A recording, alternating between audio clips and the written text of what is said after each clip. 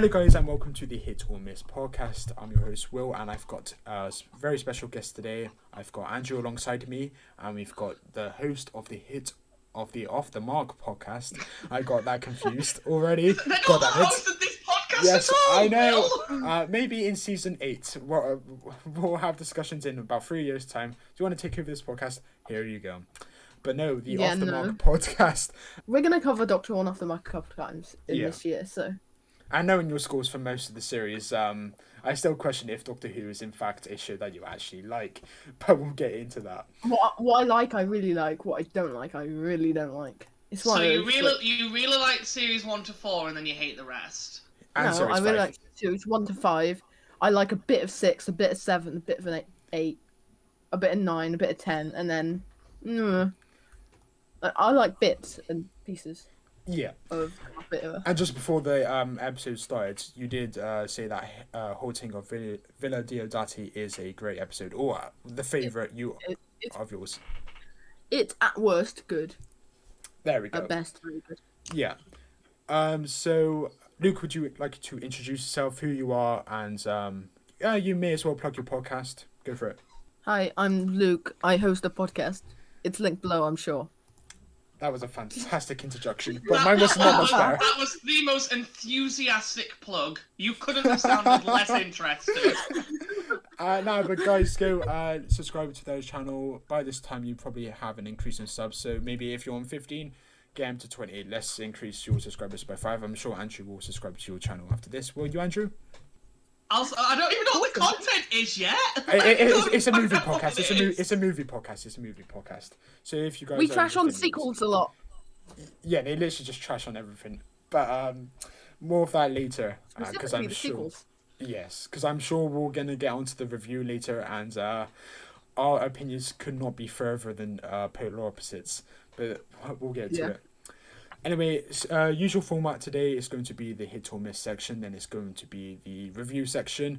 Of course, this episode is going to be outdated by the time it comes out compared to the recording date, as we've established. And Luke's reaction to that news was like, whoa, like the difference is huge. So there's going to be no news section, there's going to be no update sections, and we won't be able to discuss the scores of the leaderboard, and unless we talk about the first 5 episodes that have already been recorded. We don't know the scores for the other episodes, so we can't provide an updated leaderboard at the end of this episode, which is unfortunate. But like I said, in episode 14, which is coming out next week, for the people listening to this, I will edit the leaderboard over the visuals, so you can then have the updated leaderboard then. I mean, I can tell you what the current leaderboard stands as. I mean, sure, if you want to go for it. Do you have it up? So, as of recording of this... Luke, see if you agree. As of recording of this, our leaderboard goes thusly. In 5th spot, because we've done 5 episodes so far, is Silent with the Daleks with 8. In 4th is The Wedding of Sarah Jane Smith with 8.5 average. In 3rd is The Ark in Space with 9.2. In number 2... is Children of Earth, Torchwood, with 9.3, and then at number 1 currently is Remembrance of the Daleks with 9.5. And I know, Luke, you haven't seen many of those, but of those, which ones do you agree with, if any? I mean, I agree with Silent with the Daleks being bottom, and I really like The Wedding of Sarah Jane Smith. Oh, that's a classic, yeah. I love it. I've seen Torchwood, not for a long time. I remember Children of Earth being good. I don't remember it enough, though, to make a firm comment on it. I do think it is slightly overrated from the rewatch I made this week. Like, I see 10 out of 10s flying around for it, but I do think it's a 9, maybe a 9.5. It's very good, not excellent, but I do agree with the score. Like, I think the average came to a 9.2, Andrew? 9.3 for Children of Earth. Yeah, I wouldn't disagree with that. I think that's in between what I would give it. 9.2 was Ark in Space. Yeah, the Ark in Space is a 10 for me. I love that story. But, Luke, you need to watch Classic Who, man. Is there any Classic Who stories that you've seen? No. I've just not watched any Classic Who. Fair Don't enough. know if I'll ever bother with it. Oh, wow. I do suggest the 4th Doctor era, if you ever do get into it. Yeah. Anyway, the hit or miss section, we may as well fly through this. First up is the Krillitines. Oh, miss, I think. Ooh. Don't you like There's that one episode? thing I don't like about the episode. I mean, fair enough. I do think the CGI wasn't the best with them. Do you want to elaborate? before we move on to Andrew? The CGI felt a bit of like a rip-off of the Reapers from the season before, but they didn't have any of the sort of... They just didn't feel original. Kind of boring. The Reapers, not season 4. Do you mean the Christopher Eccleston story? Father's Day, season 1? Okay. Season 1. No, I said the season before. Oh, okay. Sorry. No, just bad at pronunciating things. Okay, I probably misheard. Yeah, they feel like a vessel to put the Doctor and Sarah Jane back together. And it's fine to do that, but it could have been fleshed out more. I don't disagree. Andrew? I completely disagree. I think they're a definite hit. I love their design. I love the idea of the very unique idea of that they inherit or take away sort of genes and mutations of the species they conquer and sort of take their favourite aspect. Anthony Stewart Head is phenomenal as Mr. Finch. He's such a good... I mean, he's a great actor anyway. Love him in Buffy, love him in Merlin, love him in Reaper, the Genetic Opera, if anyone out there has seen that very, very niche film. But he's very, very good as Mr. Finch. And not... I mean, I think School Reunion is a great episode, like, easily a 9, so, like, I personally really love that episode. I feel like... I agree with that. I would have loved to have him appear again just because he's such a good actor. But no, overall for the Krillitane, and that's the other thing. As for the CGI, it's fine. Like, it's nothing groundbreaking, but this was 2006. This was before CGI was as good as it is now. I think it's fine for the time. It definitely doesn't look bad by any means, so I'd say they're a hit. Yeah, the thing is, it's a good point about the CGI. I agree with everything you said there. But I just, like, had they been in another episode, I think you could have fleshed them out a little bit more. For me, they're on the edge and just slightly on the side of negative, but... Yeah, so it would be a soft miss for you. Because we do, like, soft miss, soft hit, big hit, if you really want to. But I think Andrew's got a spot on in terms of Anthony Head's performance. I think that was a big standout. And if you do include him as a Krillitane in this subcategory, which I personally would, I know Andrew definitely did, I would definitely give them a soft hit. And even with the CGI, now that I do think about it, I've been watching Torchwood on the rewatch. I started it yesterday or the day before. And I don't know if you've seen it, the episode Small Worlds with the fairies.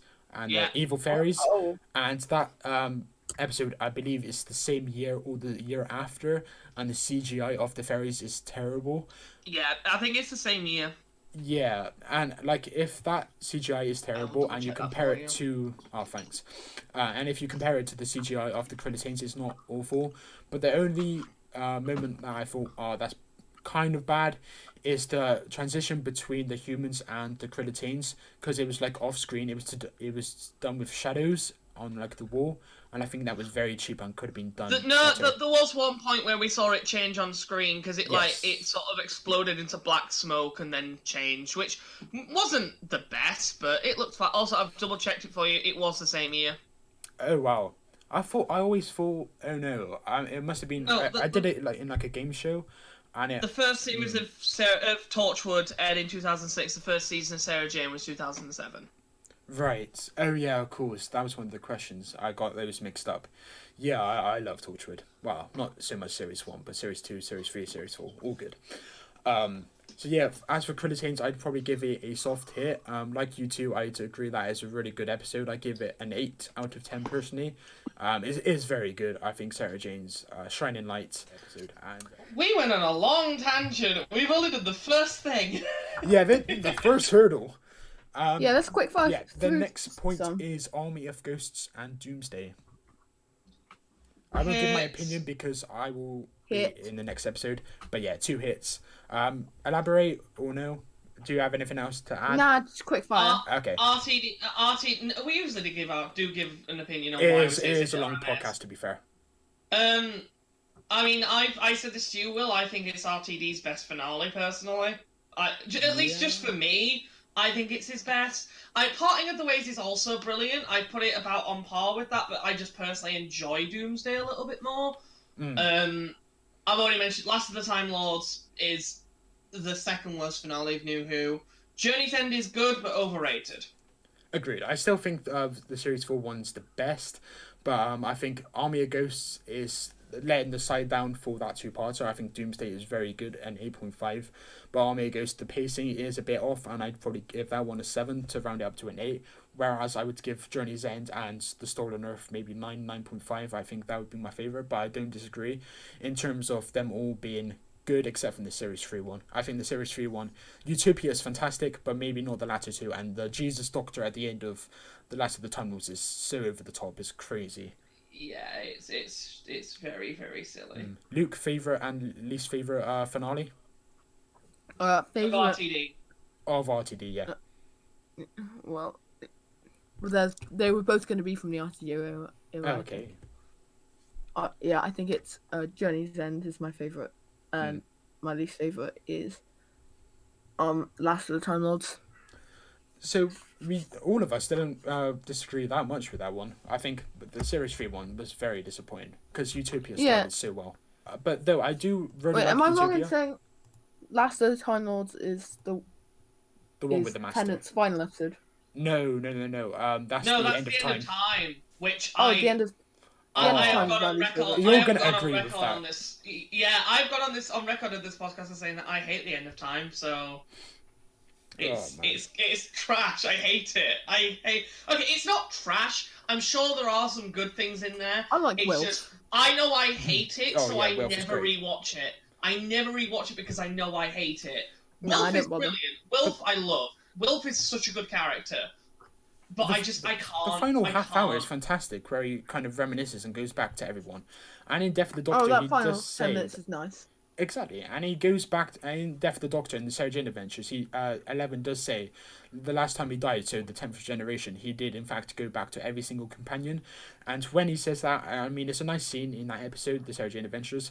But if you actually critically evaluate it, it's a bit like he pauses for generations to go back to see about 50 companions. It's a bit naff. I like it on its own, but I don't like to think of it in the context of the actual ending. Agreed. Next up, we have pop music used in Doctor Who. And this is in part on the list because Asylum of the Daleks does have John Newman, Rudimental, and also RTD does like to use pop music, or like to use pop music. I think there was one example of it in every series. I think Series 1, it was The Long Game. Series 2, it was used in the Cyberman two-parter. In Series 3, it was in the Last of the Time Lords, or it may have been the other one, not Utopia, the other one. No, it's in Last of the Time Lords. Okay. It's in both, because he uses Voodoo Child in the Sound of Drums, and then he uses what's it called? Is it called I Can't Decide If You Can Live or Die? Yeah, which is actually a good song. I like it that is. You should see the edit for the episode 14. I literally made that the intro song. And then in Series 4, I can't remember what the song was. Andrew, can you remember Series 4? I think there was an example of it, but I can't quite put my finger on it. Luke? I can't either, because I can't even remember which. I can't even remember what song was used, but I can't remember which episode uses it. Yeah, but I think Journey to the Centre of the TARDIS also does it. And other songs scattered around. So, Luke, what do you think of pop music used in Doctor Who? Soft Miss, I think. So they use a bit in Runaway Bride, I think, and I don't mind it in like party type situations. Yeah. Wait, no, that's just Christmas music, I think. Yeah, they use it still counts though. By Slade. Yeah, they use Merry Christmas Everyone by Slade. I don't mind it when it's in the background of like a party scene. I don't want it to be any more than, you can just about hear this song. Yeah. Like, so Soft to Miss, but it has its place. Yeah. Fair enough. Andrew? So, it depends on the context for me, because I personally love the scene where Cassandra says, "Let us send her off with a traditional Earth ballad." Yeah. And then just plays Toxic by Britney. I love that. Yeah. I think that's so funny. I don't know. Something about the way Cassandra does it is just quite enjoyable. But then in other cases, it's kind of egregious. Like, as much as I like the song, I don't like the uses of the Master using it. Agreed. I think I mentioned in the Asylum of the Daleks one, I don't really like the Rudimental song in Asylum. I think the thing is, for me, it really dates your episode. Yeah. Yeah, that's an issue. It really does date it, because obviously you're using a song that at the time was popular. And it really almost badly dates it, and it can be a little bit egregious if it's just slap in your face modern pop song in Doctor Who. It's like, really? I think that's why I find Christmas songs are better, because Christmas songs last longer. Yeah. If you're using, I would absolutely agree. Any I would Christmas absolutely song, agree with that. It's great. Because that could be at any point, because it's a good Christmas song. It doesn't date itself. I will say, we'll go for I will. No, the other time that I did really like it was in. I will say this because this episode is going out after we review this in series 2, but I love that they got Foxes to sing. Yes. Mummy on the Express. I can't remember the song. Yeah, it's a Queen song. It's Don't Stop Me Now. Oh, yes. It was not coming to mind. I like that. I really like that they got her to do that. I don't know why. I just really enjoyed that particular use of it. But overall, I would say I'm very much on the fence with this. It really does all depend on the context in which it's used. A lot of the time, I guess I don't like the context, so a soft miss, I guess. Yeah, so we got 2 soft misses there. As for me, I kind of, when I do these kind of big rewatches, I watch them one after the other across consecutive days, and I see little things in each era that are reoccurring, and I kind of don't like it if they reoccur. So I think if you're watching a story and you see a song and you don't realise that the songs are reused every series, I don't think it grinds that much, but series 3 it definitely did. I don't like the use of the song, but in series 2, Rise of the Cybermen, the fact that the Blue put on a song to cover the screams of the conversion, I think that was a really funny moment, and it is a really nice moment. Sorry? I thought that was really good. Yeah. Because it kind of plays the purpose, and in the jungle, it's... In the jungle, yeah. I love it. I can't remember what it's called. No, you're right. I think that's what it's called. I think it's The Lion Sleeps Tonight. Oh, that's not Africa! Oh, no. Yeah, but Africa it works. Completely different. That's a song that, you could use it now and it wouldn't be dated. I don't think that song will ever be dated, I don't think. No. I don't think that one. But yeah, I think that was a great moment. Series 3 wasn't a great moment. Series 4, I think I liked it, but I can't put my finger on it. But again, it was like those recurring things. So also the news segments, I think Russell T Davies constantly having news reports when something happens in the world did get very annoying. Maybe not if you just rewatch an episode, but when you consider it in the context, he does it a lot. He does it a lot. And also another trope that I have with RTD's era is the fact that after an invasion, there's about 30 people just coming out of nowhere onto the streets, and I just think if this wouldn't happen in real life, maybe like 1 or 2 people would gingerly come out of their houses, not 30 people out of nowhere People just would be hiding behind terrified. bins. Exactly, like in Doomsday, that happened. Like no one could be seen, and then out of nowhere, about 30 people could be seen after the Daleks had been transported into the void again, and I think that was a bit ridiculous. But again, it's these tropes, and if you watch it without like a rewatch, I think it's more tolerable. But for me, it'd be a soft miss as well. I don't mind it, but it's more misses than hits. I think it works 2 or 3 times. Like series 1, I really like that. All the pop culture references in The End of the World, that episode is fantastic. It references so many things. Next up, we have Stephen Thompson's stories. So he's a writer, and he wrote, out of interest, The Curse of the Black Spot, Journey to the Centre of the TARDIS, and Time Heist alongside Stephen Moffat. Luke, out of those 3 episodes combined, what would you say? So, I don't mind Curse of the Black Spot. Yes, thank you. Hard miss. Wait. Hard miss. Wait. I thought you said you don't mind it, and then you said a hard miss. I don't mind one of the ones he's written. Oh, but okay. Generally. And maybe soft miss. I don't mind Time Heist as well. I like a good heist story, but still, I don't think that was very good. Yeah. So what would you rate So I think Curse of the Black Spot out of 10? I'll go through each episode out of 10. Curse of the Black Spot? like a 6. 6. Journey to the Center of the TARDIS? A 3. Oof. Time Heist? 5. Yeah. So based on that, It's softness. Yeah. Andrew? Okay, I mean, again, this is going up after we finish the series, so I should be able to talk about Journey to the Center of the TARDIS, 100%. which we are reviewing in a couple of weeks. But from memory, it's a hit for me personally. I like Curse of the Black Spot. It's fine. I think it's really fun and enjoyable. It's not the best story. It's nothing like groundbreaking, but I do enjoy it for what it is. I'd give it a solid 6, 7. Agreed. Journey to the Center of the TARDIS. I have died on this hill that Journey to the Center of the TARDIS is a good episode with bad side characters. I really enjoy Journey to the Center of the TARDIS. I think a lot of the ideas are, and I'll go more in depth with this on the episode when we review this, which will have gone up by now. I love a lot of the episode in Journey to the Center of the TARDIS. I love the idea of what the monsters are. I think that's so creative. I love that we get a scene of them being formed as they sort of adhere to that timeline. I like the fact that even though, yes, it does end with a Deus Ex Machina, which is always annoying. Oh, Deus Ex Machina. I think I said that right. Yeah. Deus Ex Machina, thank you. At least it set it up at the start of the episode. That, because when it's not set up, when it's just out of nowhere, like in Last of the Time Lords, then I have a problem.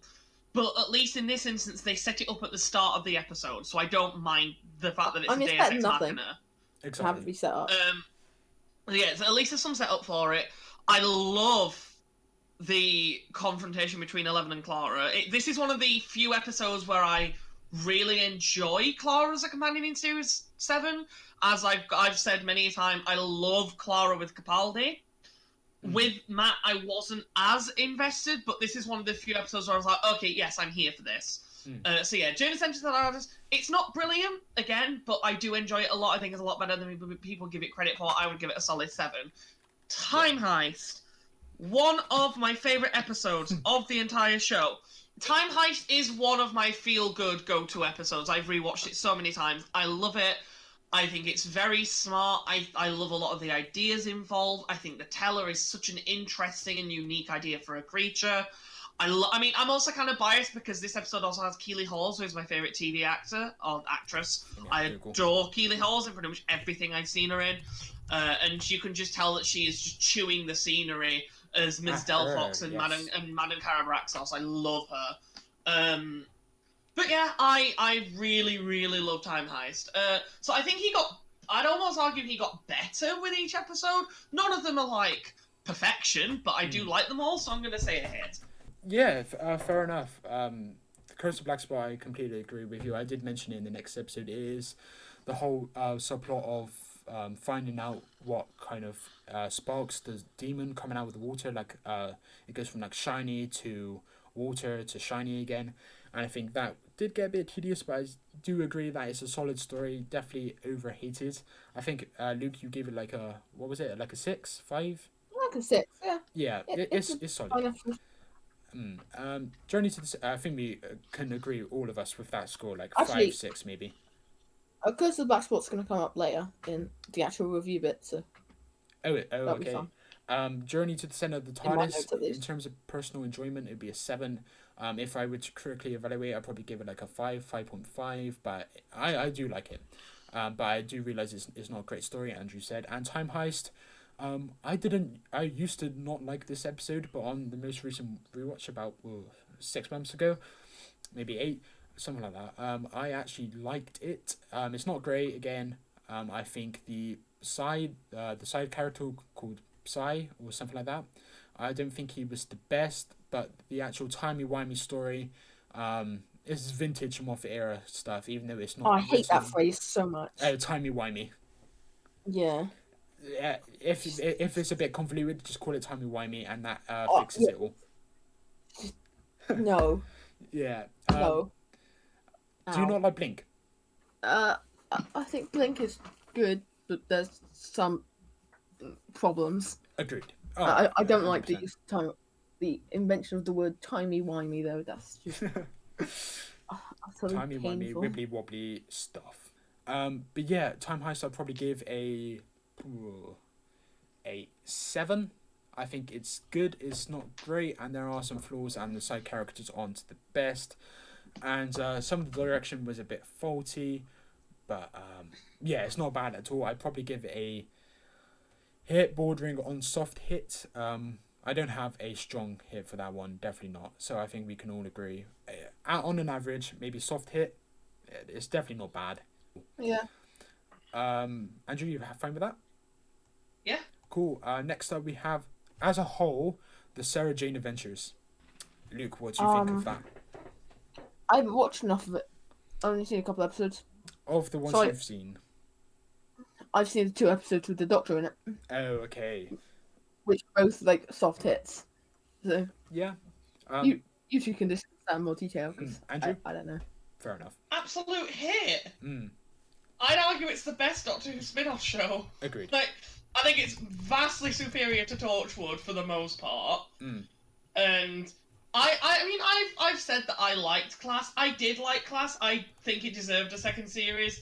But, like, Sarah Jane Adventures is just better. Sarah Jane, especially because it was meant to be the one geared towards kids, it was surprisingly adult in a lot of places. Yeah. And, yeah, Sarah Jane Adventures is fucking... Sorry. Now I'm allowed to swear, screw it. Yeah. Sarah Jane Adventures is absolutely great. I love it. It's absolute big hit. Oh, yeah. I'm looking at the list of episodes now.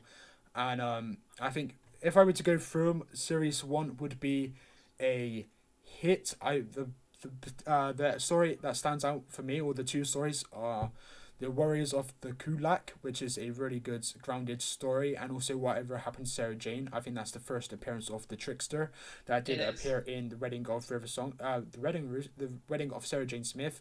I think that's a good villain. As for Series 2, it's slightly weaker. The Last Sontaran and Enemy of the Bane, I'm not keen on. And to an extent, the Mark of the Berserker. Actually, no, the Mark of the Berserker. All the Clyde-focused stories. So the Curse of Clyde Langer in Series 5, I believe it was. I think that's great. And also the Mark of the Berserker. Secret of the Stars, I can't remember that one. But, yeah, if I don't remember it, it must not be good. But yes, Series 2 is a slight decrease on quality than Series 1. If I were to go to Series 3, I love this series. I think Prisoner of the Jatoon is good. And then the standout is, of course, The Wedding of Sarah Jane Smith. I really like that story. Mona Lisa's Revenge is also in that story. That gave me nightmares, and maybe too much information, but I literally pissed the bed when I was a kid because of this story. It was terrifying. Series 4, all hit. I heard that laugh, Luke. Screw you. Series 1, hit. I literally unmuted just to laugh. Series 2, miss. Series 3, soft hits. Series 4 would be a massive hit. Nightmare Man, great. The Vault of Secrets, great. Death of the Doctor, very good. Great. I'll just say it's great. The Empty Planet, very good. Lost in Time, great. Goodbye Sarah Jane Smith, great. Series 4, best series of Sarah Jane Adventures. As for Series 5, I'm glad you agree. It's such a strong series. Oh crap! Now the bell's going. I'll just keep talking. Series 5, of course, it was cut short, unfortunately, because of the tragic passing of Elizabeth Sladen. That I'm still not over. I remember waking up on that horrible day in April 2011, and then it was announced that she passed on the news. I don't know about you, but I was heartbroken. I think Elizabeth Sladen was amazing. But as for Series 5, I'd say Sky is a miss. But it's cool to see Luke back. And Luke, of course, is the character, not you, Luke. The Curse of Clyde Langer is a fantastic episode. I won't die on this hill because I think it is a highly acclaimed story anyway. The Man Who... Oh no, I think I'm forgetting Sky, because I'm now remembering The Man Who Never Was, who's what is the final episode of the series. I think The Man Who Never Was a weak story, but I can't remember Sky, that episode, so I can't give an opinion. But Curse of Clyde Langer, really strong hit. So as a whole, I'd give it a hit, not a strong hit, not a soft hit. I'd give it a hit. I think it's overly good. One bad series, one great series, and two or three, two good series. So overall, good hits. So that's cool. 3 hits for that one. That's the first time we've universally agreed, I believe. Just want to confirm you are there because I can't hear a single thing. I'm here. Okay. I just really Andrew, in that conversation. That's true. Andrew, are you there? Yeah. Nice. What's your favorite series of Sarah Jane Adventures? And Series 4. And the weakest? I mean, I feel it's unfair to say Series 5 because it was only a half series. Yeah. And if we'd have gotten the other episodes that were planned for Series 5, I actually think that might have been one of the one of the best ones. Because I don't know if you've seen all the stuff that it looks great. So good. But overall, 4 is probably the best. Probably 2 is the weakest, but I still like Series 2.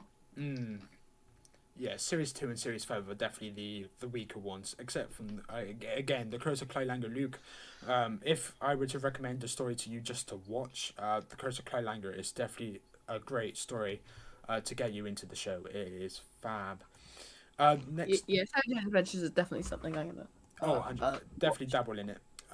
The Caretaker is next up on the list. Luke, Series 8 story, The Caretaker. I like this episode. Soft hit.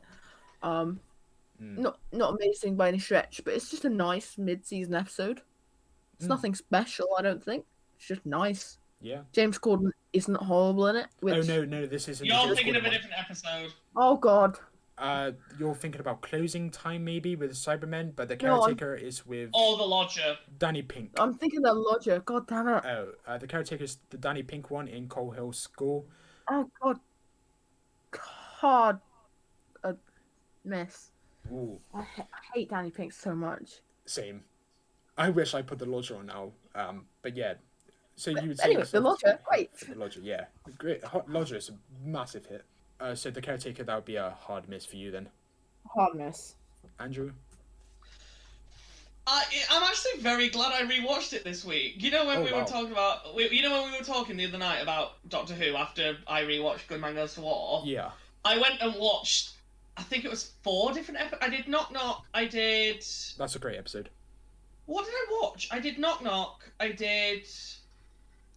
Good Man Goes to War, and then I did Caretaker and Kill the Moon because I hadn't watched them in a while. I was like, I should rewatch them and see what my opinion is. Kill the Moon, better episode than people give it credit for. It's really not that bad. Don't get me wrong, the sci-fi stuff is bollocks. Yeah. But the character stuff I love. The ending scene with Clara and 12 is so good. The Caretaker. See, from memory, I was like, it was fine. I rewatched it. It's fine. He says in a different tone. It's not good. It's not dreadful. It's just kind of there. It's a shit, because I actually really like the design of the Skullbox Blitzer, but the way it's used is just dreadful, and the way it's shot doesn't help either. Yeah. I don't think that really works as much as I like the design. I actually don't mind Danny that much. I think he's fine. Again, he's not brilliant, but he works fine for me. What really carries it for me is, again, I love 12 and Clara's dynamic, so I'm always down for that. But overall, it is definitely one of the weaker episodes of Series 8. Is there a way that I can go down the middle on this, or do I have to give it like a soft miss? You have to give it one. I'll give it a very soft miss then, because it's not exactly good. I mean, I don't disagree with either of you.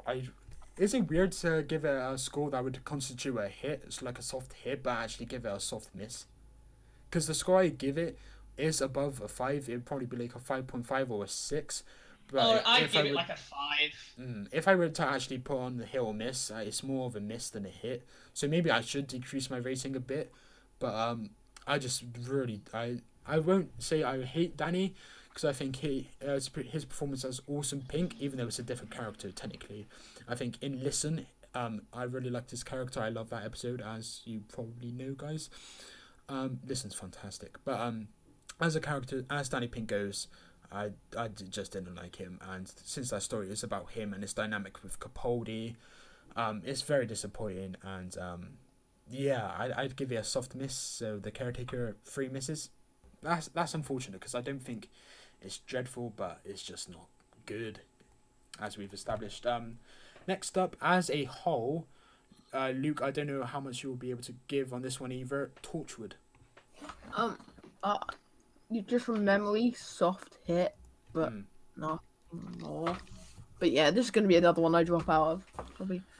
Fair enough. I haven't seen enough. But that's still a hit, right? Or it's like a soft hit? Yeah, it's still a hit. Cool. Andrew?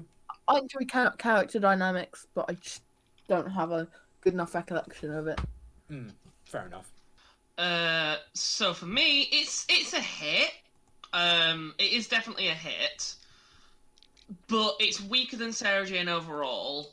It has a lot of very mediocre or some just bad episodes. Luckily, the dynamic of the main characters saves it a lot of the time. Yes. Particularly because I just love Gwen. I love Gwen so much. But overall, it is a hit overall, but it has some issues. Oh, undoubtedly. I think I said this to Mike yesterday in a tweet. Day 1, Cyberwoman, Small Worlds, at least the second half of it, up until Jack's wife dies. I think it's a great episode, but then it descends into crap. The direction's awful. But what I'm trying to say basically is Series 1 is very inconsistent. I think there's some awful stories, but also some really good ones like Ghost Machine and Countryside, and also Out of Time. I think those 3 are really good, strong stories. And as Andrew said, you nailed it. I think the trio or the quadruple a lot of the time, they're all fantastic. The team, they're great. I think Gareth, is it Gareth David Lloyd or something like that? Gareth David Lloyd plays Yanto. Yanto. I think his performance in season 1 wasn't the best, but the writing also let him down. He only got one time to shine, and that was Cyberwoman, and the Cyberwoman is not a good episode at all. Oh, that is such a bad episode. I know. But Gareth David Lloyd, considering I watched Series 3 on the rewatch before Series 1, I realised how far he had grown by Series 3. And I was like, this. And when I've been watching Series 1, I was like, this is what he deserves, because he develops into such a great character. And then of course Series 2 is not a great one, but it's far superior to Season 1. I think it's got more peaks and then higher peaks as well. I think Chibnall actually gets it right in Series 2 as opposed to his writing in Series 1.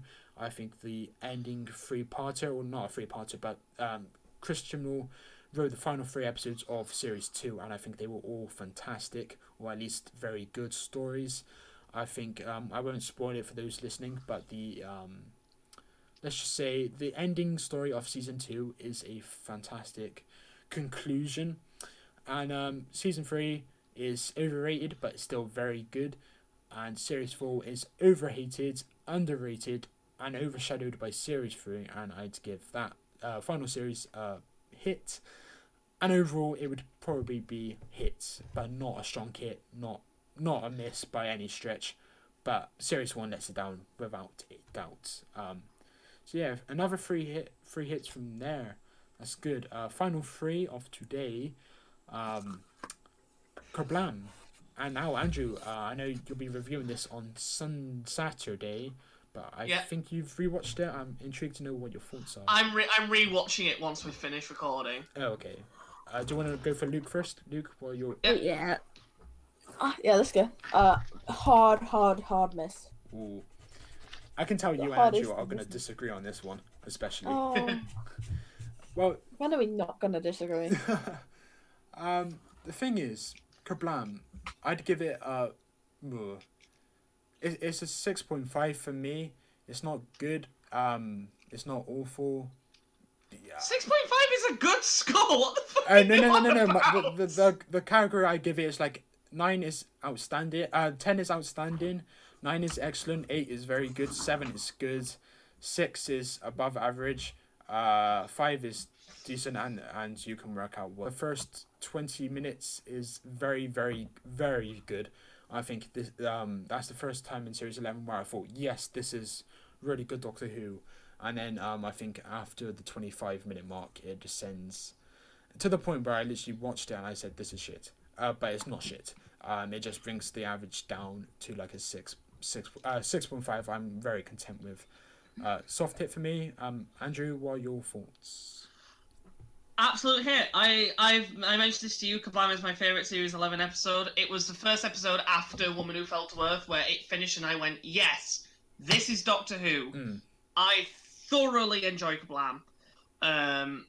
Probably my most rewatched episode of The Witch Career at the moment. I thoroughly enjoy pretty much every aspect of it. It's not perfect, but I do absolutely love it. Yeah. I'm not going to give my score just because I'm going to be rewatching once this is done recording, so I don't actually know my final score as of yet, but from memory, it's definitely at least like an 8.5. Fair enough. And just to annoy you, Andrew, Luke, what would you give it? Luke. Oh, he may be on mute. No, I was muted. He doesn't want to annoy you. Hard miss and a 3. Next up, as a whole, it's another another spin-off. Luke, I don't know how much you've seen. God's yeah. Class. We'll whisper it so we can get to the review. Andrew, do you want to go first in that case? Hit. It's fine. It's not as bad as everyone acted like it was. Agreed. It had weaker episodes, but overall it was fine. I really enjoyed the characters. I especially liked that our essentially main character was gay and in a relationship. That was kind of nice to have. That the lead character was LGBTQ. Yeah, it's a hit. I think I liked every episode. It was just some were better than others. But overall, it is a hit. Definitely overhated. Definitely deserved a second series, especially after that cliffhanger at the end. You literally just stole the words from my mouth. Luke, again, definitely, if you want, definitely give it a go, because I know you may not have seen it. I might do. I don't know. It's like, I know we spoke privately, and you said you didn't like the adult themes of Torchwood so much as like other stuff, so you may not like Class, but if take away the adult themes, and it's a solid piece of grounded sci-fi. Well, not even grounded. I think is really, really ambitious, and I think it does well for the most part. Episode 2 is definitely the weakest, but overall, I wouldn't say there's an awful episode. Whilst I wouldn't say there's a great episode, I think it's consistently solid. So I'd give it a hit for Class. I'd say what I can't remember what it's called. Night Visiting, I think it's called, episode 3. The one where all the dead come back. I think that one's pretty great, and I also think yes, yeah. I can't remember the full title, but I know part of the title is AKA What Quill Did. I think that one's also really great. They're definitely the best 2 episodes in my opinion. Yeah, they are very good. Next up, Luke. This is the final one, and this is one you should have seen, I think. Vinny Patel stories. So he's only got 2. I know what my score is going to be. Demons of the Punjab and Fugitive of the Jadoon. Luke, your thoughts on these 2? Oh, these 2 is like the 2 most average episodes in all of the show. At least they are as close to middle of the road as possible. Demons of the Punjab, it messes with some fun things, but it doesn't get so bad. It's like, and Fugitive of the Jadoon could have been good had what it set up been good. So I think I'm gonna go soft miss. Fair enough. Andrew? Demons of the Punjab is fine. I think a bit overrated. I don't dislike it. I mentioned it to you the other day. It's fine, and as a historical lesson, I think it's great.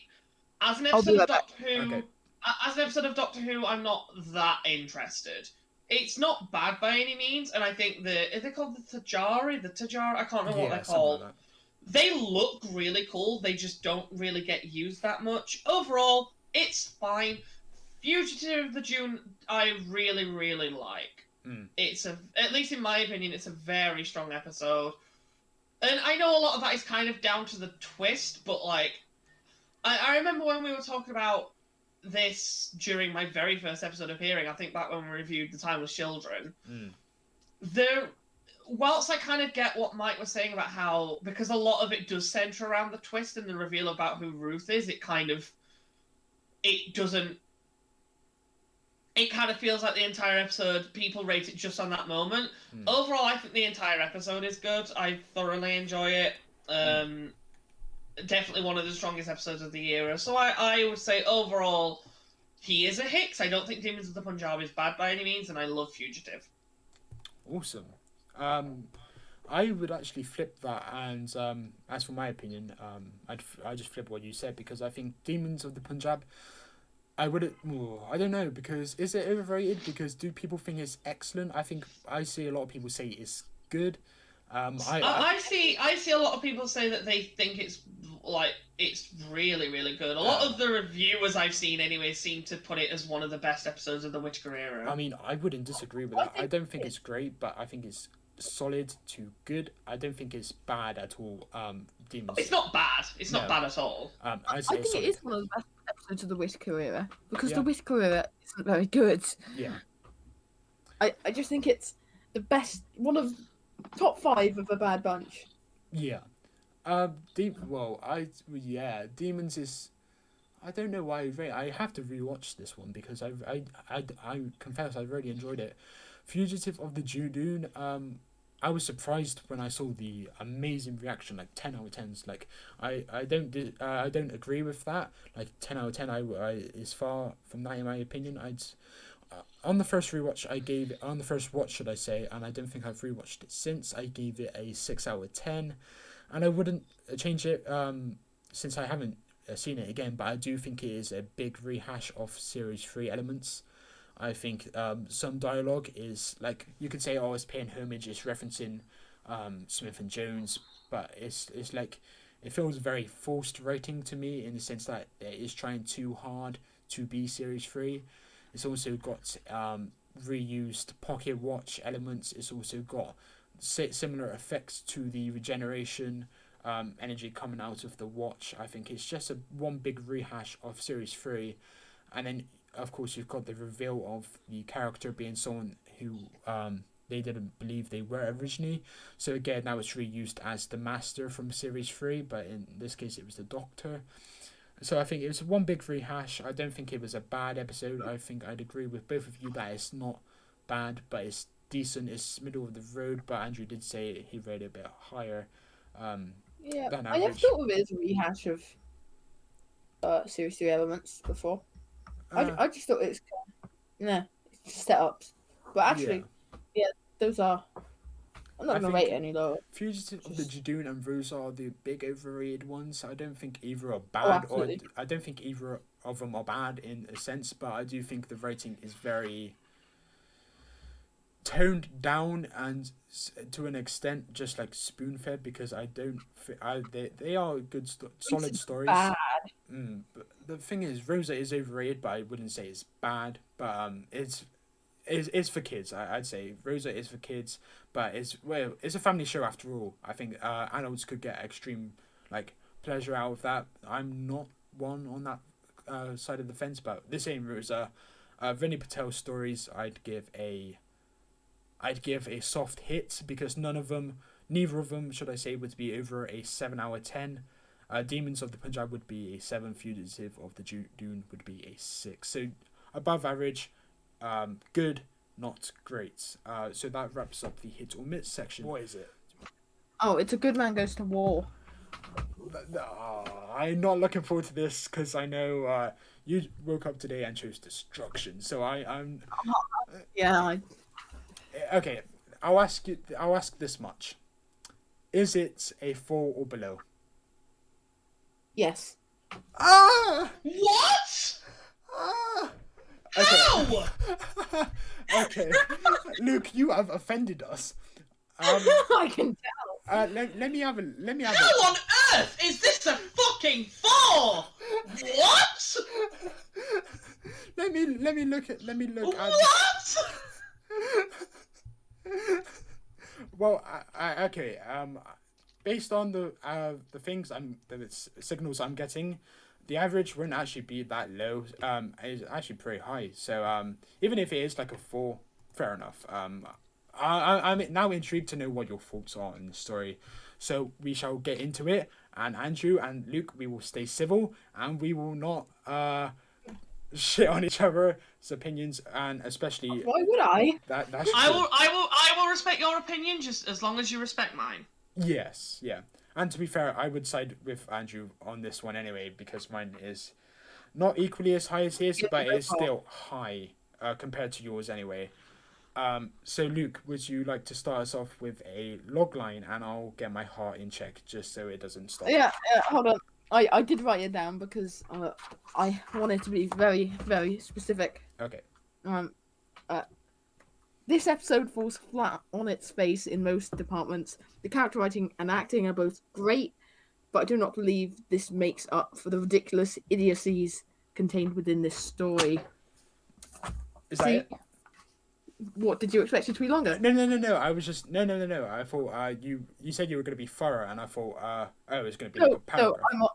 You want to be precise. No, I'm going to tell it in the actual thing. But yeah. I just sort of. I'm now intrigued to know what the idiocies are. We'll get to it. Andrew? I keep forgetting to write log lines. I'm so bad.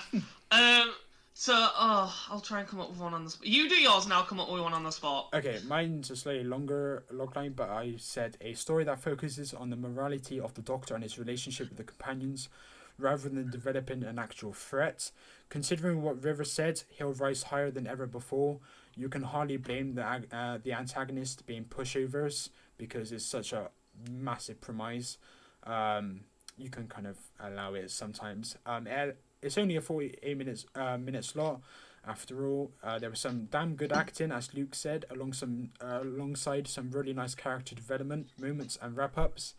And the final line was, it delivers an episode that will never have you looking at the clock.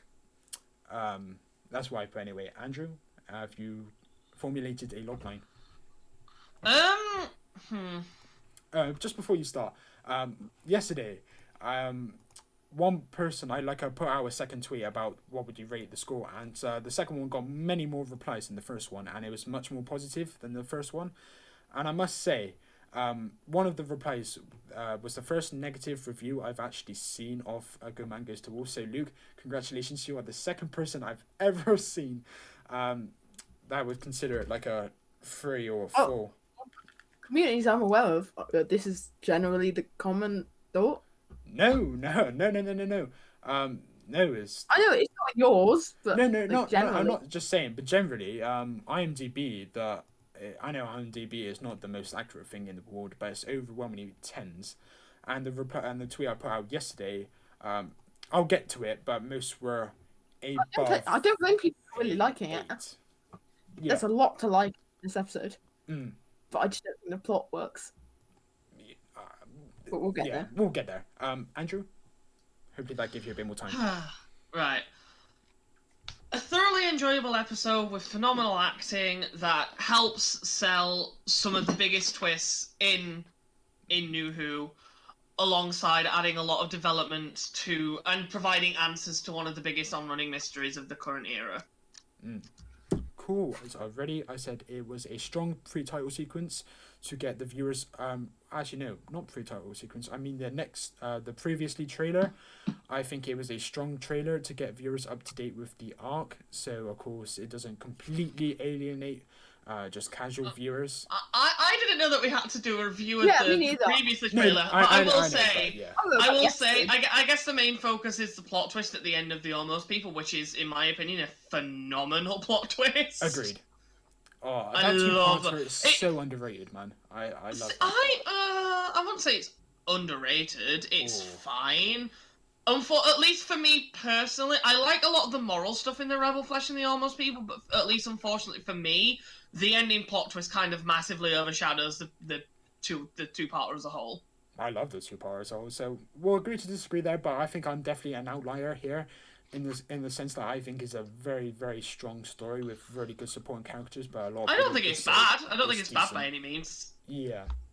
Anyway, but yeah, you guys didn't mention that, but yeah, I thought I'd just mention that. It was only like one note. Awesome pre-title sequence. You'd think Amy was talking about the Doctor, but it being Rory was in retrospect an excellent decision, and I really like that bait and switch. I really like that bait and switch. Allowed Darvel some time to shine. I think Darvel, I've said this many times before, I think he's an really underrated actor. And Series 5, he didn't have much time to shine, but in Series 6, especially in The Impossible Astronaut and in this one, I think he showed his colours, and I think he was fab. Okay, so we've kind of fast-forwarded, like, my first 5 notes already. Oh, wow. So... Number one, I think the exterior of Demon's Lung looks pretty cool. I like the way it looks. It's fine for what it's going for. I love the rendition of Little Amy that plays in the scene where we get introduced to Melody. Just before we jump into it, Andrew, I think we should explain this to Luke. Andrew is a musician, so he will make notes about the music every now and again. So yeah, he's got a bit more of an insight to that. Sorry, Andrew, before I explain that, go for it. Yeah, I love that rendition of Little Amy. It's beautiful. It's definitely one of the really nice pieces from the Series 5 soundtrack. And I love that it phases into the track Beneath Stonehenge, which is what plays during the Pandorica opens, because it adds like that sort of sense of, what's the word? Sort of sinisterness? I guess I can't think of the right word. But it definitely transcends into a little bit more sinister when... sort of Amy looks up and you see all the guards around and you realise, oh, okay, this isn't good. I really like the way that this first scene like really hypes you up and builds up the scale of the episode. However, funny that you mentioned you like the bait and switch.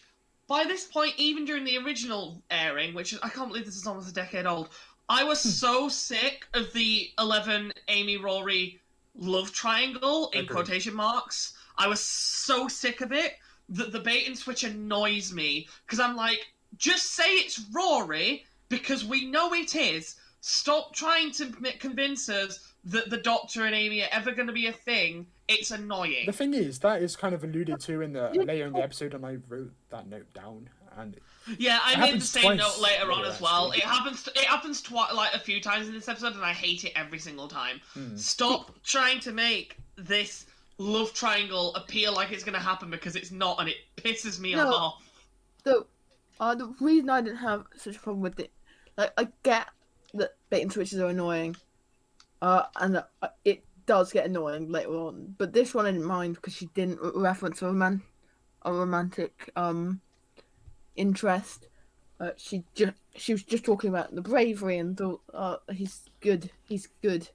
Like, it isn't too far beyond that. It's clearly trying to build it up to be the Doctor, though, to make you think it's the Doctor. They are.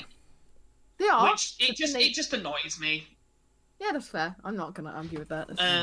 I really like Karen's acting in this scene, especially when they sort of take Melody.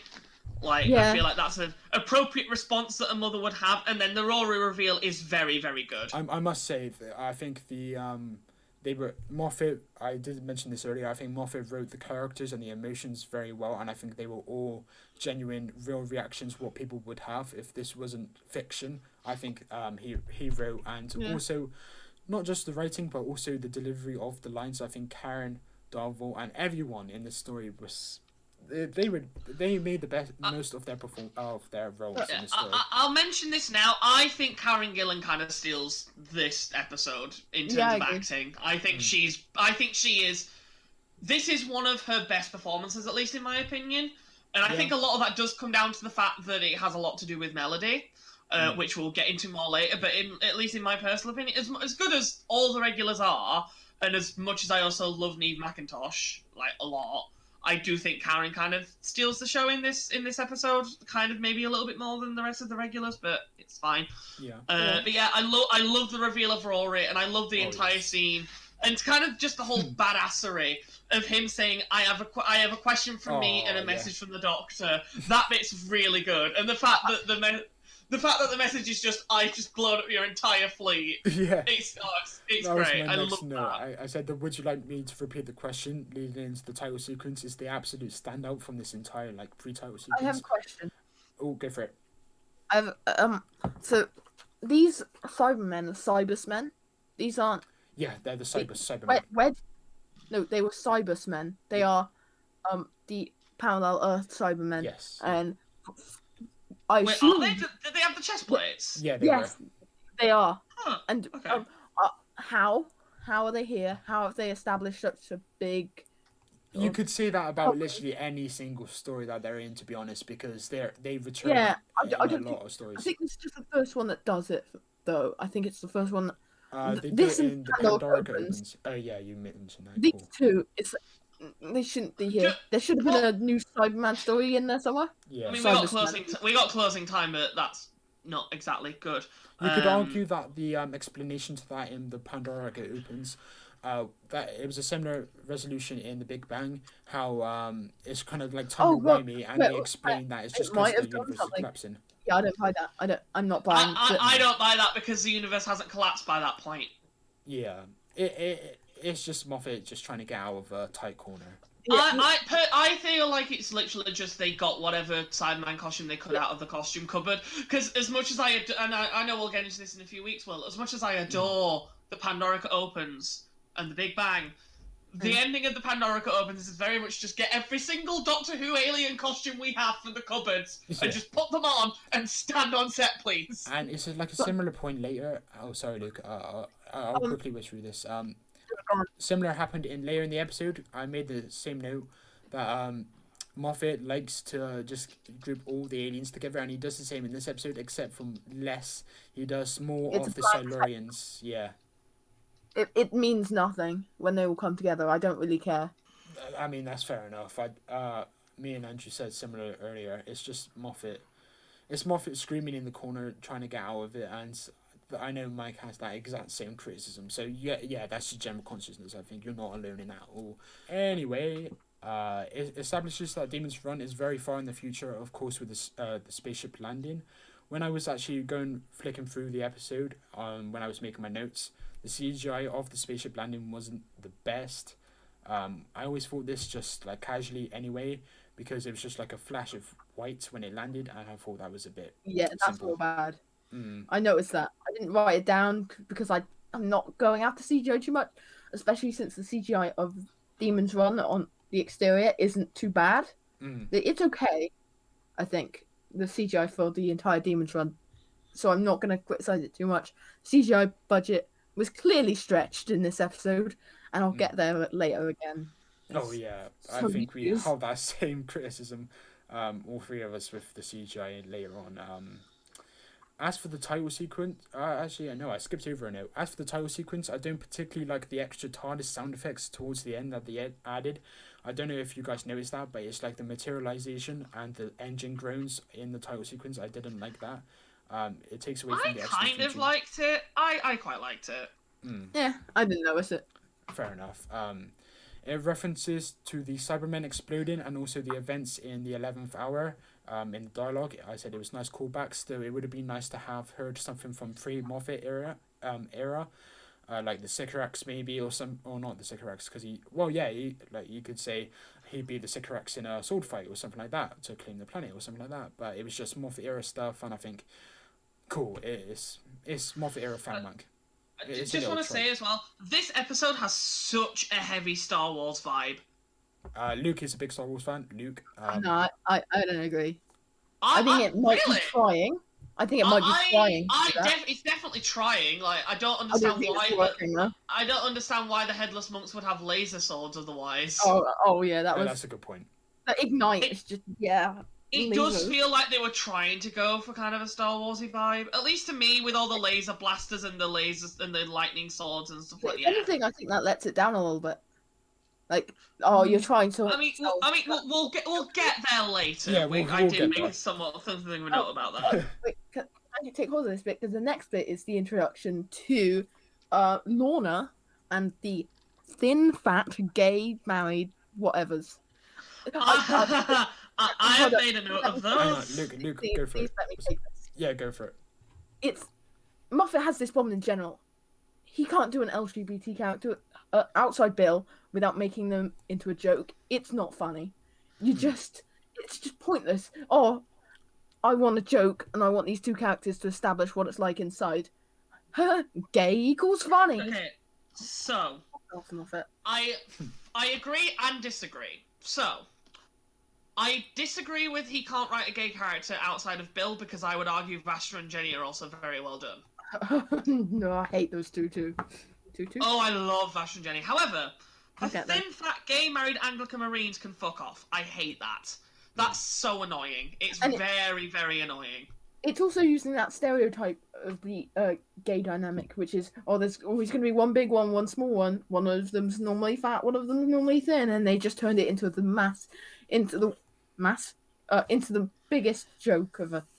I don't know if that's necessarily a stereotype. However, it does annoy me that he says, "Oh, why would we need names as well?" It's like, no, fuck off. You are a person. You need a name.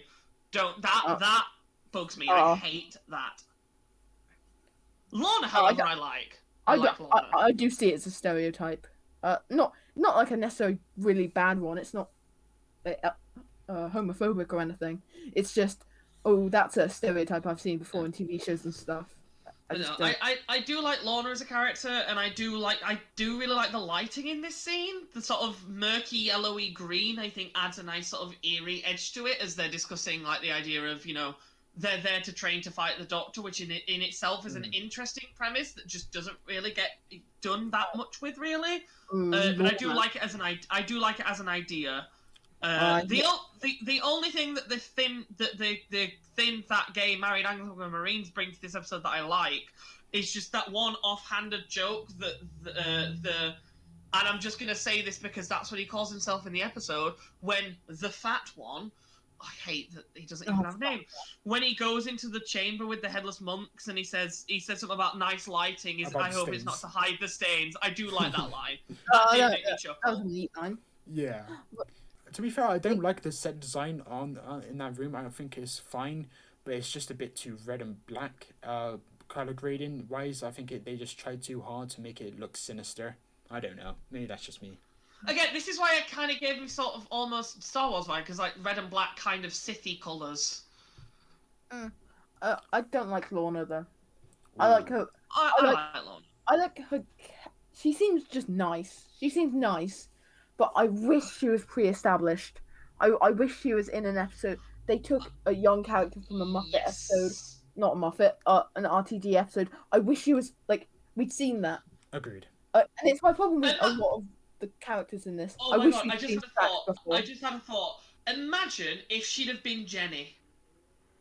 Oh, Jenny, the Doctor's daughter. Yeah. You see, now that would have been good. Yeah. Will and I discussed this the other night. This should have been a two-parter, because... Oh, yes. Yeah. The first part they could have used to establish the characters a lot more. We could have got more backstory on Vastra, Jenny, and Strax, and Lorna. And then, come the end of the episode, we'd feel a little bit more sort of weighed down by the fact that they die at the end. The fact that they actually, not so much Lorna, because of course she wasn't in it before, but I think with Jenny and Strax and stuff like that, we'll get to all the battle scenes and stuff like that. But I think if the Doctor was to choose people to fight with him, these characters were all new, so I don't think it was the best, except from Captain Avery, but he did go later in the episode. He came and went. He was literally there for about 10 seconds, and then he left. And that's the only one I can kind of get behind. In all fairness, they were going to try and get Captain Jack in this, but he couldn't because he was filming Arrow. Miracle Day, yeah. Oh, I thought it was Miracle Day. He's filming Arrow. Oh, okay, I may have got that wrong. But the point I was trying to make was the fact that Moffat brought him back in future episodes in retrospect, I do believe that it's more justified, but that's only because he brought him back. If they weren't brought back, I would look down on this episode. But thankfully, I do like the characters in the future episodes. I think Strax, I'll get to Strax as well. I didn't particularly think he was worthwhile in this episode, but I do like his comedic timing in future episodes, if that makes sense.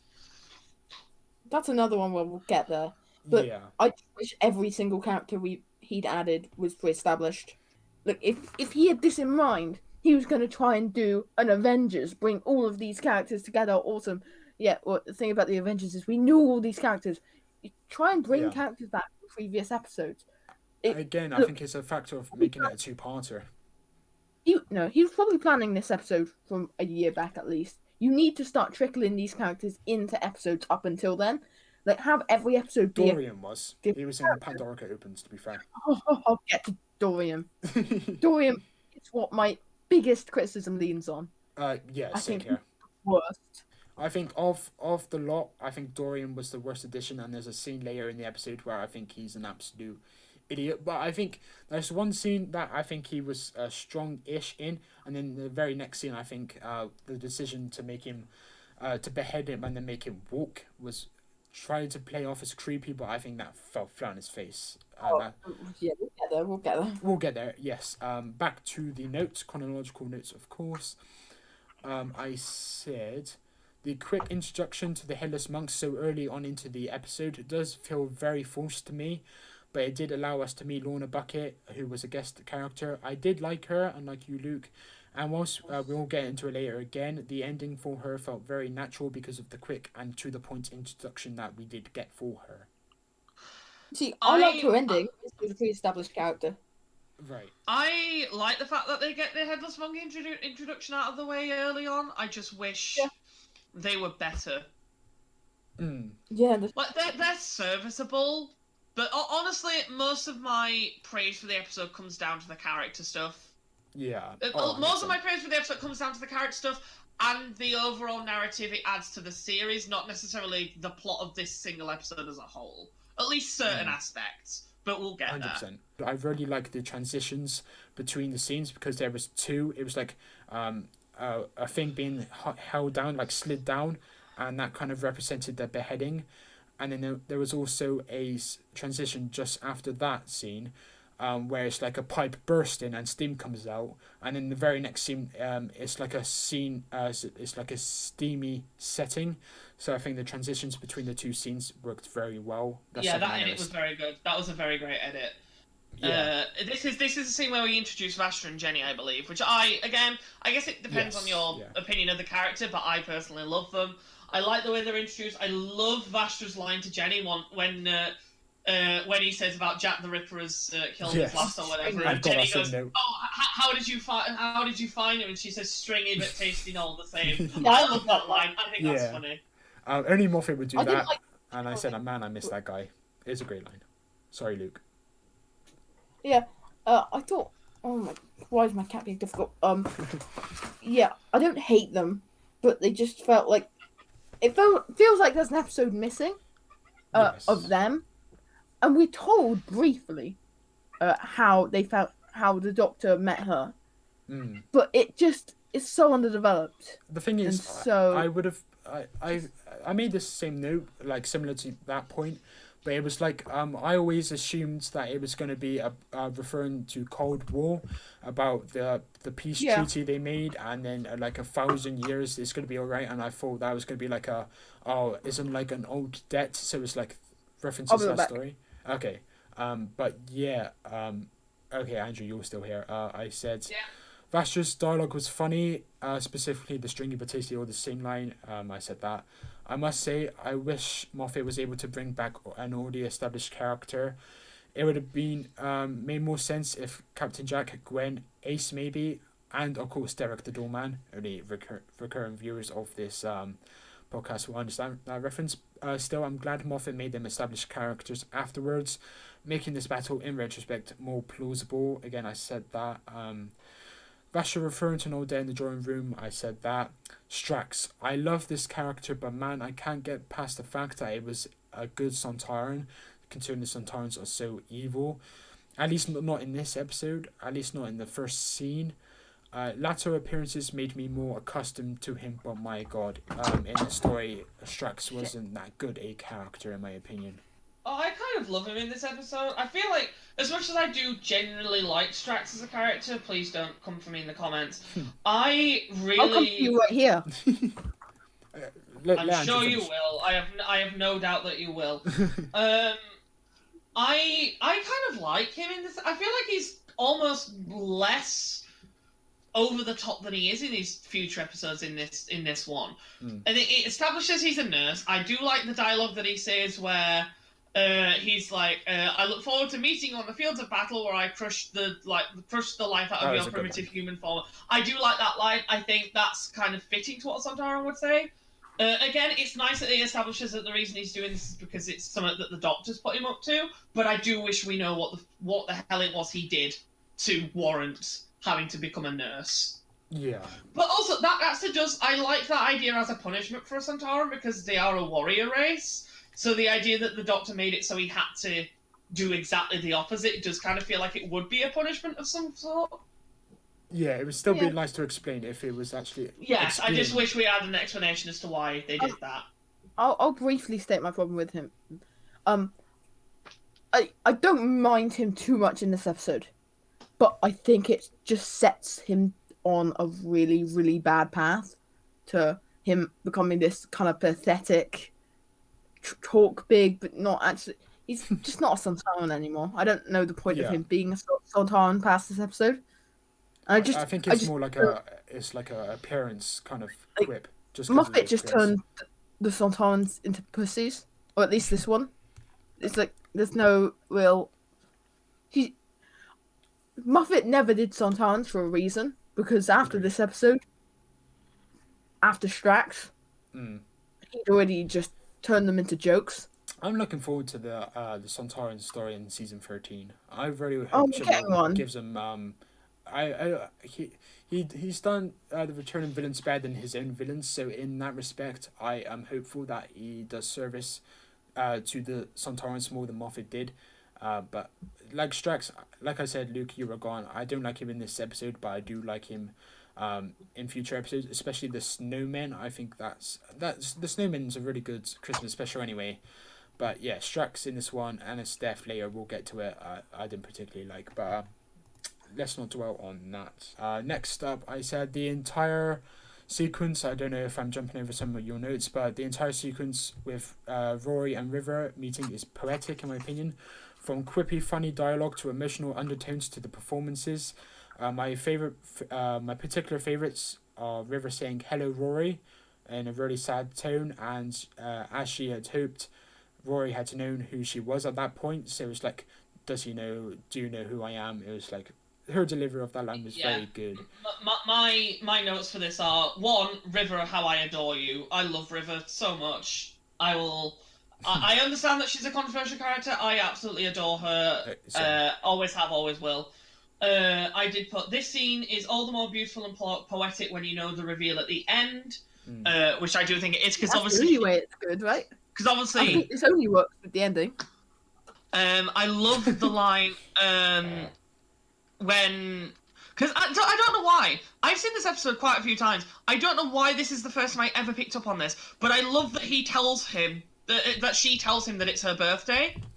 When it's my birthday, the doctor took me skating on the River Thames and Stevie Wonder performed, or something like that.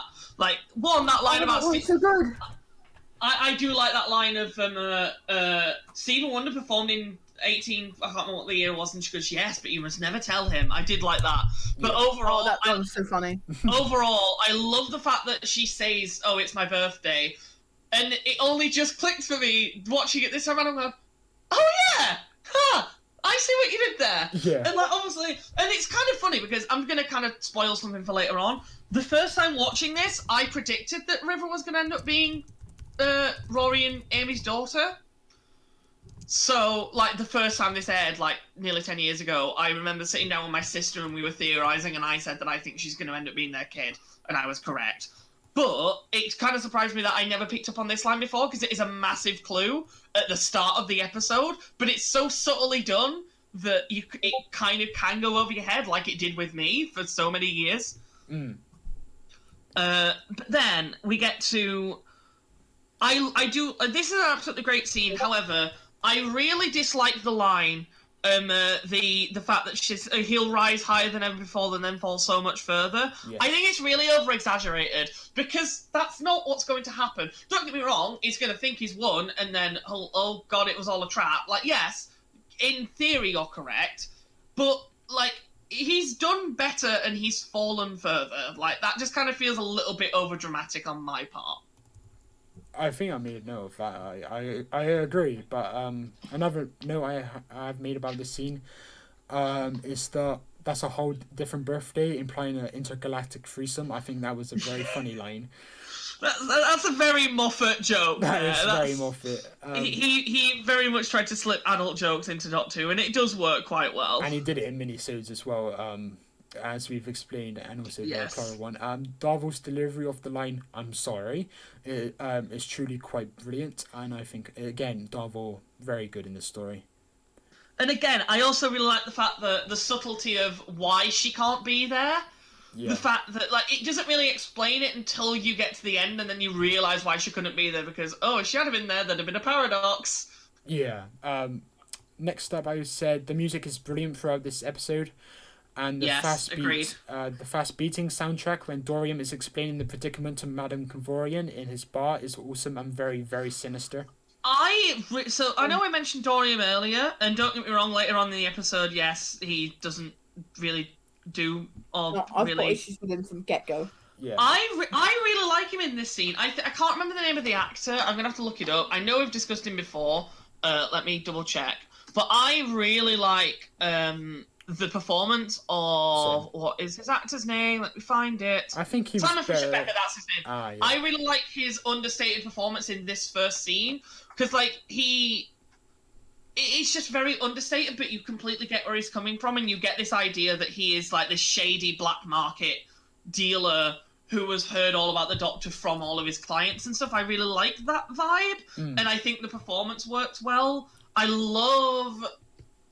mean, at least for me personally, I really enjoy Madame Kavarian in this. Yeah. I feel like even when she's not talking, maybe it's just something to do with her face, but she has like such a stern expression. I feel like she has a really good screen presence. Yeah.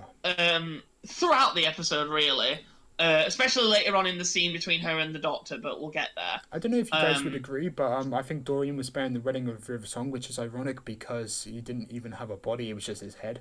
One criticism I do have, that I can literally just say now, is I've never particularly liked the direction when Dorian discovers the Doctor materializing. I think is a bit unnecessarily over the top, and the direction is just poor, in my opinion. That's not so much to do with the character, it's really bad, but the actual direction. Yeah. Andrew? Am I the only one who likes that? I liked the look of the Doctor's silhouette. I mean, I think it looks kind of cool. That silhouette looks so bad. The thing is, the Fires on Pompeii does it similar, and what I think it goes for the big reveal, and I think in Fires on Pompeii, they did exactly the same. But even when I watched that episode, I do think that was a bit over the top and unnecessary. But considering the context of the story, I think it works. But on its own, I would say not for me. But I can see where you're coming from. Like, it's epic, or it's at least trying to be epic, and I think it works in that respect. But I think direction-wise, not for me. The scene where Amy and Lorna, where she offers the prayer leaf, is nice. Some more funny dialogue to beautiful music. The scene offers some more slow pace, but this time it's more than justified because of the nature of it. Again, it felt really poetic, and the line that stands out for me in this one is, "Are you going to keep talking? Because can I borrow your gun? Because I have a feeling you're going to keep talking." I think Amy was such a badass in this episode. She was great. Which makes sense because, like, at the end of this, she just had her kid stolen. Like, of course she's going to be furious. Yeah. Like, I think it makes sense why Amy would. Because there's such a spectacle outside, it doesn't feel weird. But when you consider that she is talking over this stuff that is going on outside. I kind of understand where she's coming from again as well. This scene also uses I think it's a slightly different variation of Little Amy, which I also really like because again it works because they're talking about Melody, who is a Little Amy kind of. Yeah, I really like this scene, and obviously the prayer leaf is a really nice way to set up for the reveal at the end. Yes. Yeah. Yeah, this scene was great. I wish we'd known what Lorna had experienced with the Doctor before now, so we had some connection to her. Like she is just used to go, oh, she was like Amy, but the Doctor cared less. I do. Yeah. Well, the thing is, Luke is spot on with that opinion, but I think it depends if you grow a connection to the character or not. Because what he is saying, I think is true, but the thing is, I got a connection with her by the end, but you didn't. So I think I'm more she had lenient. like 4 scenes. How am I supposed to connect with a character who we've never seen before, who had just told, "Oh, I met the Doctor once." Okay. Like, how am I supposed to connect to a character that's very vacant? I mean, you're not The wrong, only but thing I they did connect. that could connect us to it is say, "Oh, she was like Amy, but different." That's the only connective tissue we have to her. Again, that's true. I do think that was a nice line. Doctor left forever. Sorry? I do think that was a nice line, the one you just mentioned. I think that was the one connection they did have, you said, and I think that was a nice connective line. Yeah. I mean, it helps a little bit, but it also does do some damage. But no, yeah, we're not even at my big issues yet. Okay, next up. We're not? He's going to get really critical later. My biggest issue breaks this story. Oh, God. Okay, we'll get there. I had to Google this actor because I thought he was very good. Really underrated side character. Well, not underrated, but you know what I mean. Oh, is this Colonel Manton? Yes, Danny Sapani. Yes, he's very good. Oh, I thought it was so bad. Oh, wow. He encapsulated his role of a figure of authority very, very well. I thought it was so he's top and cringy. Oh, I think he's... Really, I think it's quite understated. You got to remember, he is addressing a crowd. You kind of do have to be quite loud to do that. Yeah, but it goes alongside his other scenes in which he just... yes, but I think that's more to do with the writing. Slate. I think he did a very good job. I like 100%. I like him. He works fine. I like the way he's portrayed. And I really like the way that the Doctor deals with him, but that's mainly down to Matt, I think. 100%. Oh, I heard that say. Oh God. Pardon me. The dialogue shifting. Sorry, go through it. I think this is one of Matt's kind of weaker acting performances. No, I don't think he was amazing in this. I think absolutely disagree. The thing is, I would disagree, but there is 1 or 2 moments where I think it's let down by the editing. Maybe though, because Arthur Darvill and Karen Gillan, this is their best performances.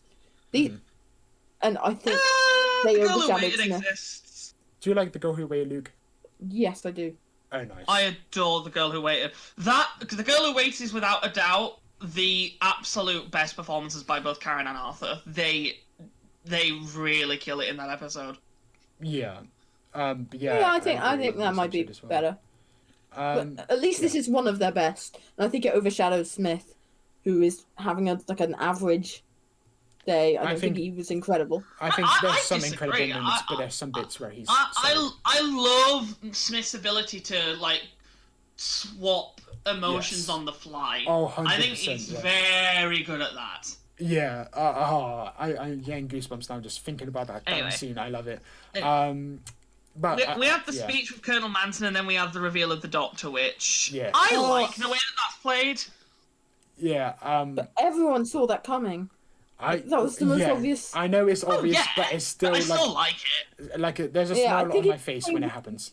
Because it's such a Doctor way to do it. Yeah. I think it's the same as the Rory bait and switch from earlier. It's like, I liked it earlier, but I think it's the same. I think this is even better. And I really like the little subtle touch that when he says, point a gun at me if it makes you feel better or whatever. Yes. I can't remember what the exact line is. I love that Lorna doesn't. I love that she just looks at him in absolute awe. Would you expect that she would?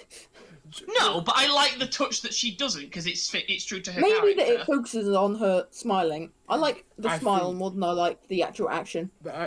I think that is Moffat writing a character who is it's like the fan in the character. So I was smiling, teeth showing when that scene happens, and then she was also smiling with her teeth out, and I thought that's meant to be like a connection between the fan and also her character and also the emotions of the scene, because I thought the music was fantastic. I'll say this: the dialogue shifting from the Doctor falling to what is under the Headless Monk's hoods feels a bit jarring. It kind of changes really abruptly. again, it's down to the runtime. The under the hoods, though. Yes. They were creepy. No, it didn't look creepy. It looked paper mache. Oh, did you see the one that like rocked back and then forward again? Yeah, it was almost a mannequin. Was there someone in those costumes? They're short. Like... No, not in that moment. They were mannequins. Oh, okay. At that point. Kind of explains it. They were. But again, it's down to runtime. But I would have liked something in between that bit of dialogue. It's one of the moments where I thought the writing would have been better. But again, it's just. I will say the line "Amelia Pond, get your coat" is iconic. I love it. Oh, I love that line. Yeah. Oh, the delivery and everything. Yes. Yeah. The Doctor's reveal is absolutely awesome, and I can't stop smiling. It goes without saying, Smith was very good overall in this episode, and again, I must mention it, the music was superb here as well. The very upbeat, positive music, the reveal. Yeah, I love this Doctor. I was just smiling. Yeah. Jenny, I love this scene between Vastra and Jenny as well. Yes. Maybe it's just because I like them as characters and I like them as a couple, but I like the flirting and the banter. I think it works, and I like that it's kind of subtle, and it'll kind of go over kids' heads, but I personally really enjoy it. Especially the line about the was I being insensitive again, dear? And it's like, oh, okay, they are a thing. Okay, I like them. I really like these characters.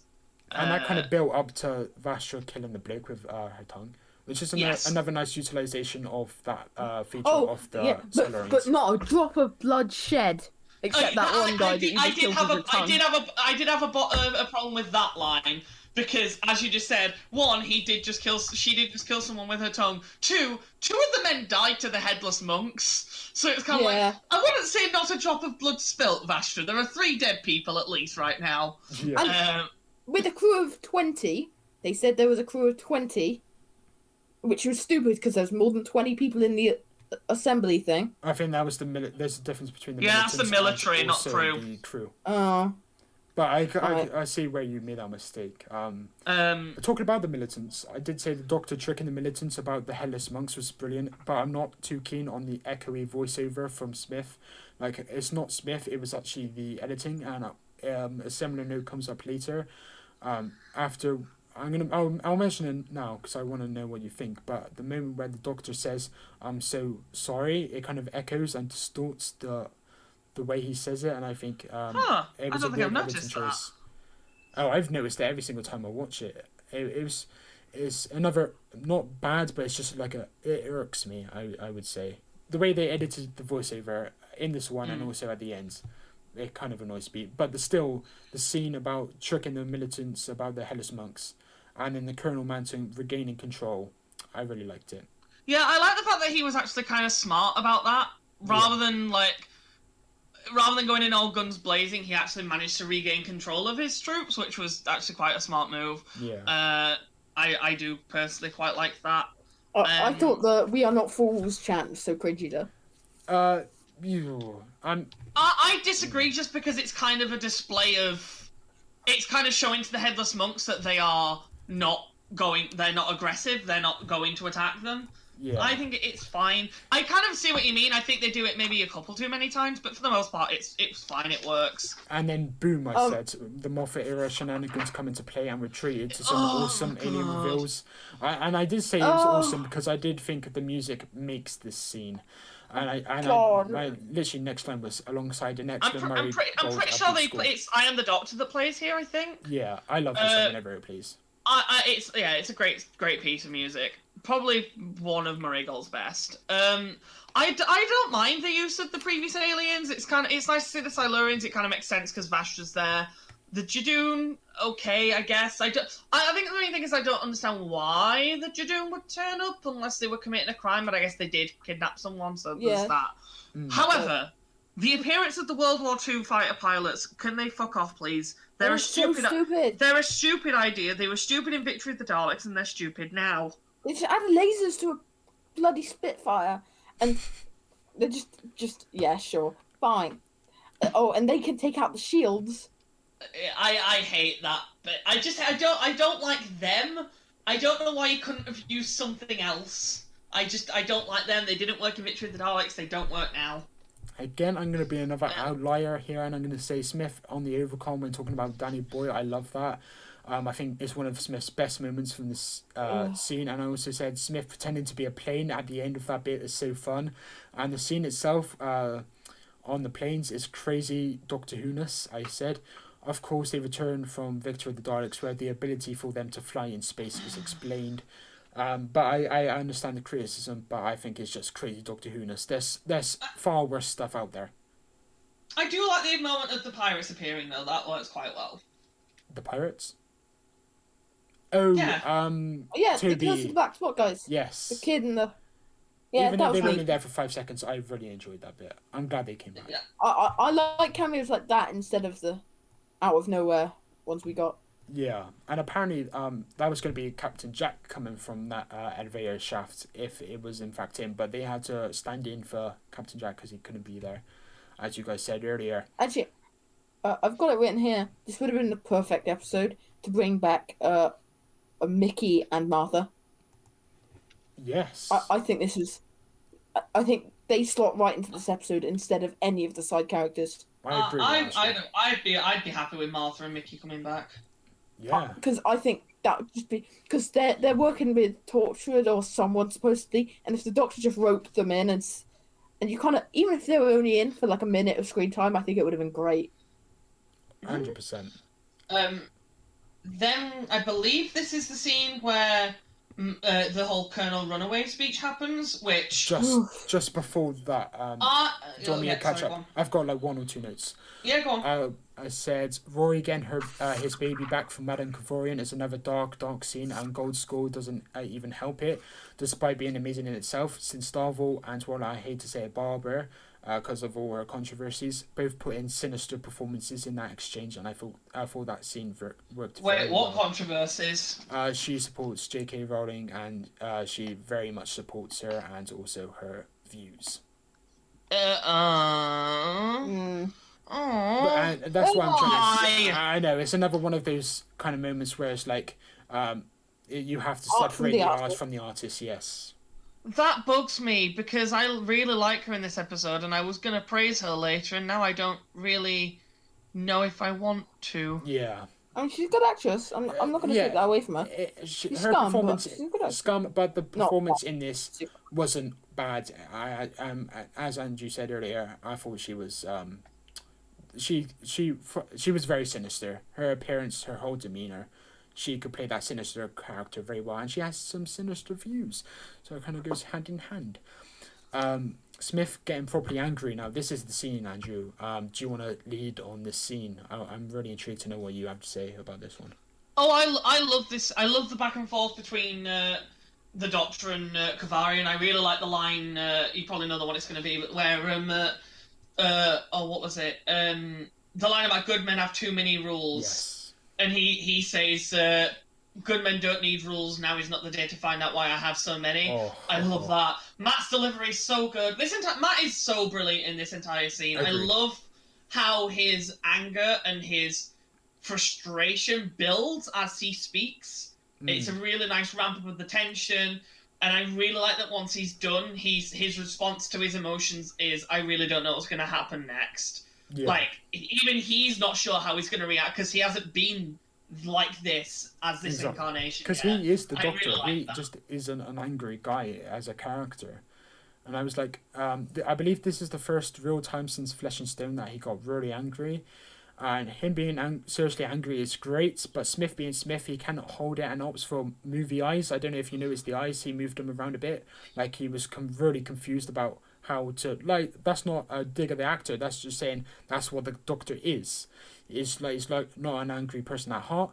So I literally made that point. I said it was to remind the audience that he's not a ruthless killer. I also really like the subtle touch of Vastra calming him down, mainly just because I feel like, even though we don't see it, and I really wish we did, the fact that we know, or we at least learn in a little bit, that the reason they met is because he stopped her from, like, killing a load of people on the underground or whatever. Yeah. I think it's quite nice that in this instance she's the one stopping him. Absolutely. That kind of feels like a nice little It comes full circle, doesn't it? And I love the venom in Kavarian's voice when she says, "Give the order, Colonel, run away." Like she completely gives, not gives into it because obviously you know what's coming now. Yeah. But I love the venom in her voice when she's like, you can tell she's so disappointed in this man. Oh yeah, I love this episode. I love the scene. I know my rating's not like a 10 out of 10, but I in terms of personal enjoyment, I really love this story. I'd happily give it like a 10 out of 10, but it's not a 10 out of 10. Luke, don't panic. Okay. But I think it's time I bring up the. Hang on. Is your criticism at this point in the episode? I could have mentioned it earlier, and I could mention it later. Let's go for it. Go for it. Okay, so Demon's Run is like a Demon's Run when a good man goes to war. Right, this is the name of the place, and it's very well known that at least by Dorian, is that his name? Yeah. I keep trying to call him DeLorean, but it's Dorian. Yeah. And Vastra, these two people, at the very least, know that this is the story. Then why is the goal... Wait, first off, why doesn't the Doctor know? And second off, why isn't the goal to do everything possible to prevent this from happening? Because I think it's explained in one of the future scenes where it's the baby scene in like the cot scene, which I made a couple of notes about, which I love, and I'll get to that. But he makes it very clear that he doesn't know, and they're not leaving the place until they do know who sent the signal to the TARDIS, and also why they kidnapped Amy. So they had no idea. And he was there to find out. I think that was the explanation. But it's set up as one of those situations where... so if you look at... I think the best comparison is they're the Doctor, and they do the Gallifrey Falls and No More thing, and you end up tying them together by the end. Yeah. Yeah, and it ends up working out nicely. In this occasion, everyone knows that it's going to be a trap. First off, why don't they believe the Lorna? And because they should already have this information, they aren't planning for this to go wrong. But that's what they have to be doing. That's the first time they're all together, and then the first moment she gets, she's threatened to tell them by Strax. But first off, there was a plan. There was a plan here. This whole thing was clearly planned out. The light thing, everyone showing up at specific times. There was a long planning process, and also when they scanned for life forms on the ship, no one thought for a second to think, the headless monks. They're not a life form. We never saw them leave. Or at least, we didn't guarantee that they left. No. Everyone here is so stupid. It's annoying. I mean, I agree with the headless monks, but it was very foreshadowed in terms of... It can be foreshadowed and still be stupid. Fair enough. Foreshadow that we're not going to look for the headless monks, who are the main threat. The army guys aren't much of an issue, but the headless monks are the one thing you should be worrying about, and they didn't. You see, I don't agree with the criticism, but I do agree that they should have. That I do agree with the criticism that they did kind of just disappear, and then they came back out of nowhere. Like there was no explanation given to the headless monks when they were marching them out of the base, like the militants. The headless monks weren't there, and so like where were the headless monks? Were they back in their base? It would have been nice to have some explanation. I can back that, but yeah, I wouldn't say so because I think it was well plotted, and I know you said it could be foreshadowed, but it doesn't mean it's good. I just think, yeah. Oh, okay. 3 o'clock, you have to leave. Okay. But surely it would make sense, because the Doctor has to know the myth, and he doesn't. And if he doesn't, everyone's an idiot. And if he does, I wish the whole point of this, would be them fighting to prevent that. And so they see the plan coming, and then there's an extra layer of a threat. Yeah.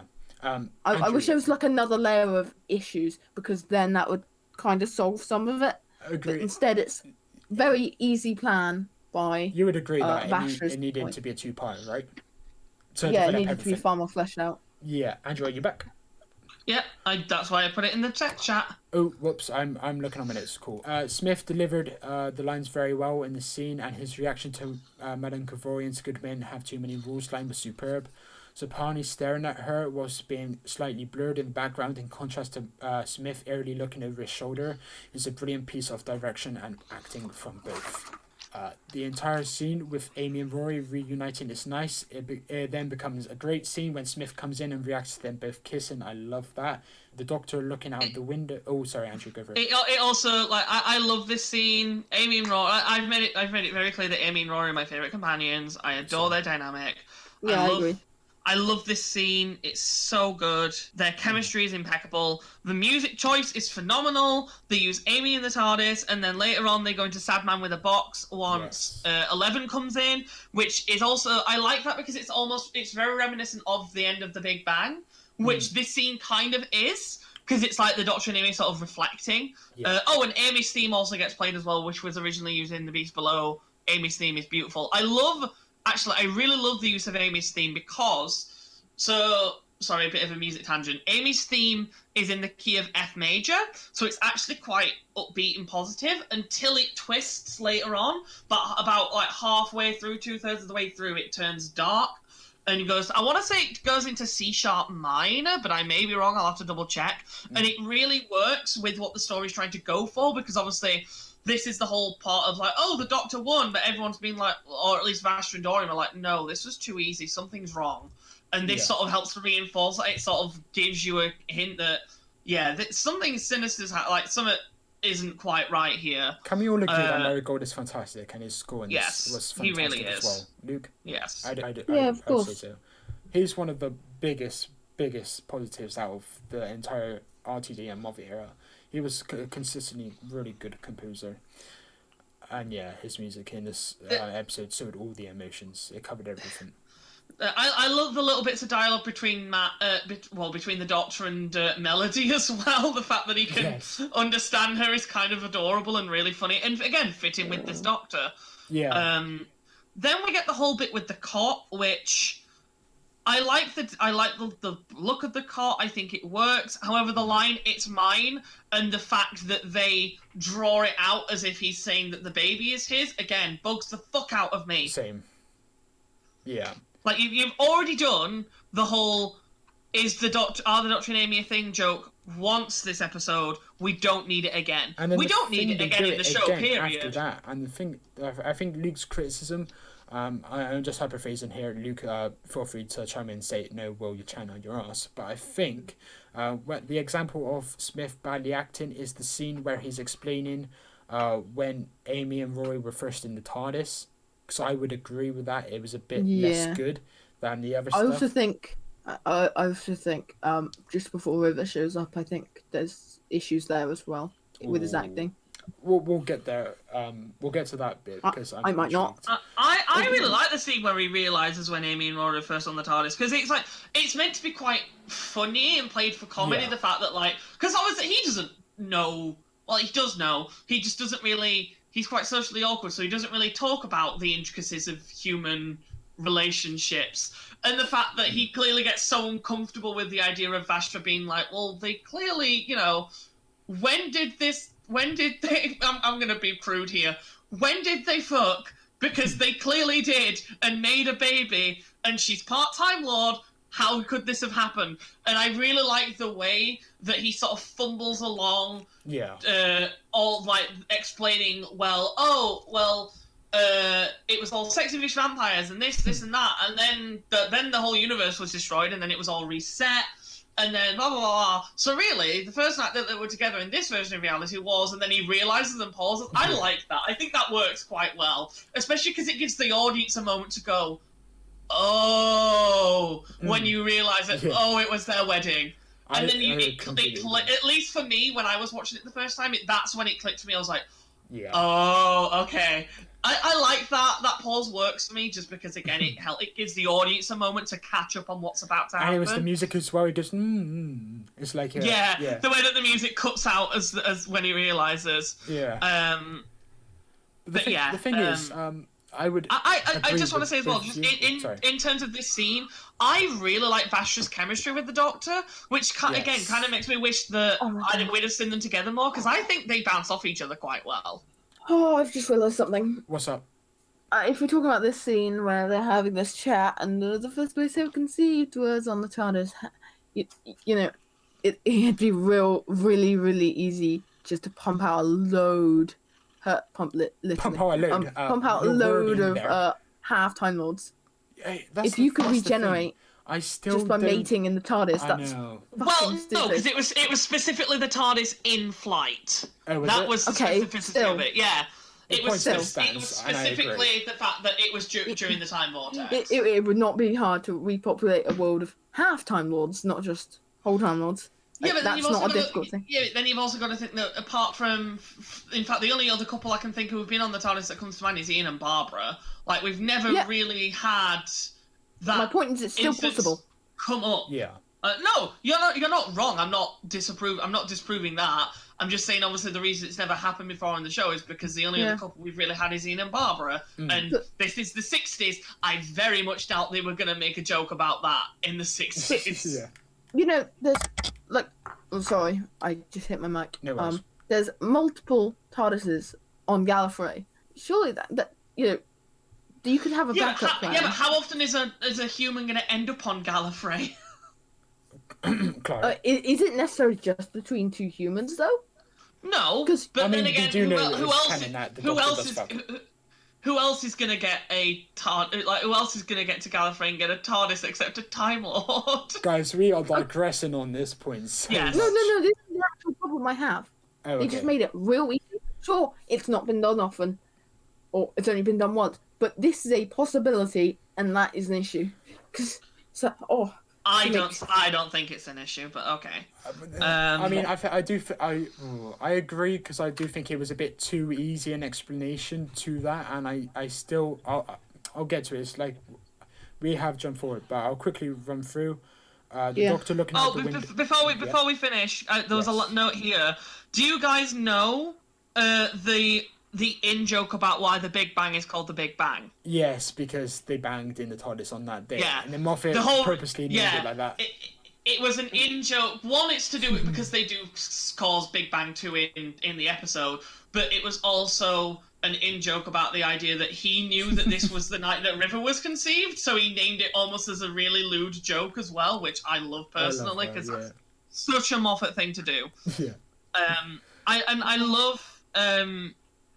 I love the building of the tension during that scene as well, when like they're discussing Melody's biology and how and the Doctor's like getting more and more frustrated with it all. Then we go on to the whole the headless monks coming back. Why did Dorian think it was a good idea to go over to the monks? That was stupid. It was stupid. I mean, and I agree. Sorry, go on. He's very well educated. He is incredibly stupid in this episode. Like, consistently, he's so stupid when he should be the one with all of the information about. He was the one who alluded it to it not being. It was too easy, and he was the one who realised straight away. Yeah, but that was a given. True. A lot of characters realised that, I think. Like, Bashka did as well. I mean, Lorna knew as well, but Lorna knew because she's part of the whole group. Yeah. She overheard it. She overheard them talking. Yeah, the whole scene of Dorian, I understand they wanted to do it so they could set him up for the wedding of River Song, but like, why would he do that? It's stupid, and the effect of him walking is also stupid. I don't get that. Yeah, he could have shouted from afar. I just don't think that works. However, then we get to, I'm just trying to keep us moving along, so I'm aware that Luke doesn't have much time. Then we get to what is personally probably my favourite scene in the entire episode, or not tied for. And it's the reveal of Melody being a flesh avatar. I love this. I thought the acting was good. I never felt. I think this works magnificently well. And one thing that I love about it, especially, and again, it does kind of feel a little bit like Moffat going, look at me, look how clever I am. You fell for it again, but I genuinely did the first time. It works so well. I love it, and Karen's acting in that moment where Melody, dissolves into this goo is so almost traumatizing. It's traumatizing, like, yeah. you can tell how devastated and can she I just is. say, Amy Pond, Karen Gillan, and it's another one of those moments where the writing is so realistic, but it's also the acting. The acting complements the writing, and I think Karen and I've been critical of crying characters in the past because some actors can do it, some actors cannot do it. Karen Gillan can do it very, very well, in terms of crying, realistically. Oh, that moment is heart-wrenching, but also insanely clever. Like it completely makes sense with what's gone on before. Like, yes, they made a flesh copy of Amy. Why wouldn't they have made a flesh copy of Melody so that they could ensure that she gets out? Yeah. Like, that's smart on Madame Kavarian's part, and the twist works really well here. Yeah. Luke, I'm aware of the time, and I don't want to jump too far ahead, so I do think we will finish this episode with the two of us. Yeah, that's fine. So, would you like to talk about maybe the conclusion, what your thoughts are on the twist, and also the conclusion? Yeah, I'm just gonna give my own run through of the final minute because it factors into my big criticism of mine. Sure, go for it. The Doctor fails hard. River calls him out for it, and then 2 seconds later they're all happy because Doctor finds out. Oh, yes. Doctor being all bubbly then doesn't work at all because he just lost hard. I know he's just found out River. You know, the baby's going to be fine because it's River and whatnot. But it still doesn't work because everyone around him is sad. They've lost. People have died. And yet, he's just... Yeah, but he's just found out that they haven't really lost. There's still hope because he knows now that Melody's going to be okay. Yep. But everyone around him doesn't know that. Strax, and all the people that have died, I guess. Yeah, people die. I can get him realizing that. And the thing is, I didn't realize this in the episode. I do think it is a bit of a nitpick, but what you're saying is not wrong. So I don't like that. I don't like how bubbly he was. Okay. Generally across the episode, he was way too arrogant. River calls him out on that, and then we don't get a follow up to River calling him out on that. I was kind of hoping for the next season to have more Doctor Hero episodes, like the Doctor rectifying what River had said to him. I wish because that got brushed aside instantly. If you keep at this, what does the word Doctor? What will the Doctor actually end up meaning, or something along those lines? I wish they'd gone back to that, but it was just a throwaway line, and I loved the line. But if you don't do anything with a good line, then what's the point? But yeah, that's pretty surprised River would be able to get them all home, but fine. Yeah. You know, it would have made sense if they kept Dorian alive and that was Dorian's new thing, or something like that. If someone owned that now and just had control of that asteroid, I think that would be really fun. Another issue I didn't mention earlier, and I was going to mention it during the big fight. I don't like the fight. It's just dark and in a warehouse, and it's not interesting. Me and Will both said on WhatsApp that we don't think the fight scene works too well. I don't think the location works very well. It's just a warehouse. Yeah. But yeah, that's all of my notes, I think, for the most part. Anyway, the Doctor doesn't fall that hard, so they could have done something to rectify. The Doctor's gonna hit his highest height and he's gonna fall the furthest. Well, no, because he didn't do either. He just kind of stayed. He got way too arrogant. He got way ahead of himself. I was just about to say, he acted stupid. The fact that you were saying it was arrogant, I think, is a sign that he did rise, but then he didn't fall enough. Except for he did cry, of course. About he didn't get punished for getting so arrogant. He needed to be punished. And then I agree with the end, kind of, where you say he didn't follow up because it does leave a lot of questions asked and open. That River speech at the end. That River speech could have led to the punishment and him just doing his dues, saving cats out of trees or whatever. Just doing something like that in response, kind of that being his punishment, him paying his dues and stuff. But yeah, generally, I like this episode a lot. I think the acting's amazing. I think the music is amazing. The character work is great, but the story just doesn't work. I just don't. The story doesn't function. So yeah, talking through it, I can't decide between a 4 or a 3. 4. I think I agree with you. I like it too much to give it a 3. I give it a 4. Well, clearly don't like it that much if you're giving it a 4. To be fair, a 4's not bad. A 4's not bad.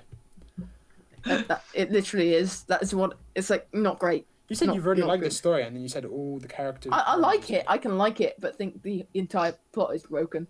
The thing is, I agree with most of your points, but they are don't necessarily say they knock off so many points. They're flaws, No, but they're not. I believe they do.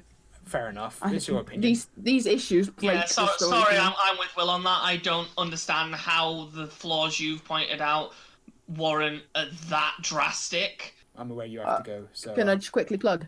Oh yeah, of course. I was gonna. Yeah, go for it. Yeah. I host a podcast. I host a podcast called Off the Mark. You'll find that on YouTube. I'm sure the YouTube link will be below, and my Twitter is at OTM Luke. Awesome, Andrew. How are you feeling?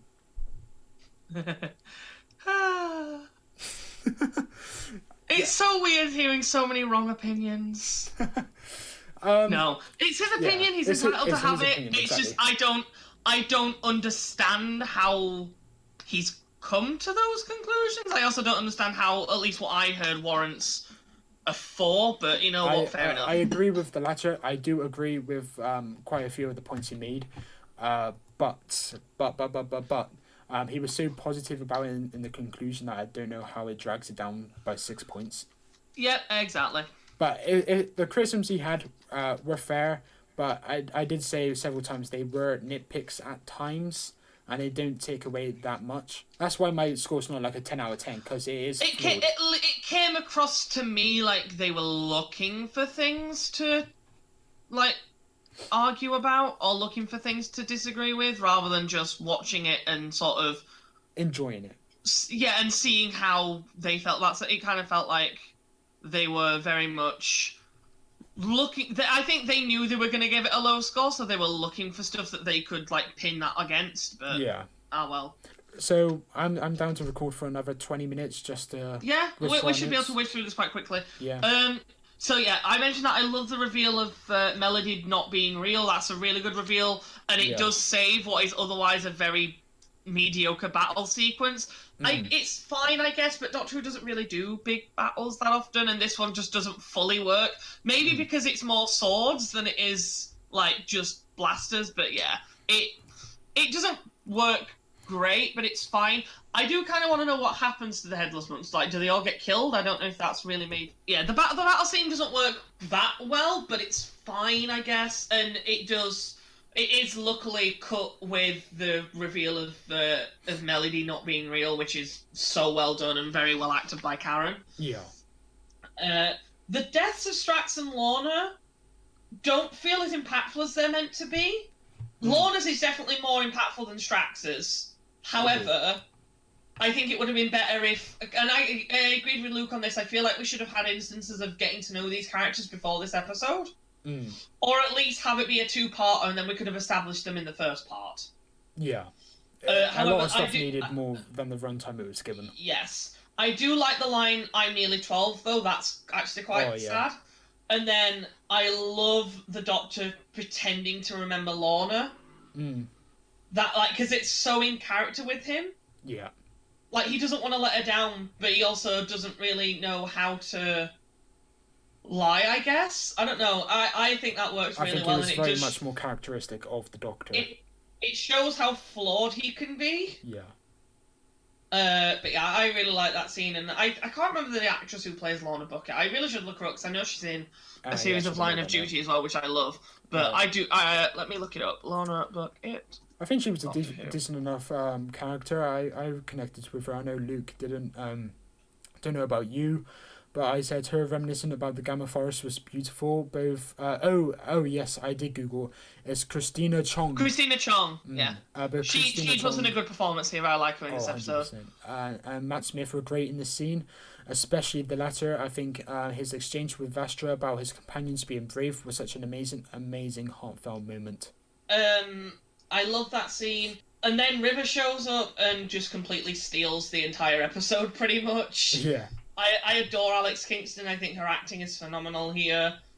Even though she's only in, like, the last few minutes, she really does just completely steal the show. Yeah. Kind of. Yeah. She has amazing chemistry with Matt. And the whole reveal, at least for me, even knowing what's coming, it's still I get chills every time. Yeah. I love it. And maybe I think that's partially down to the music.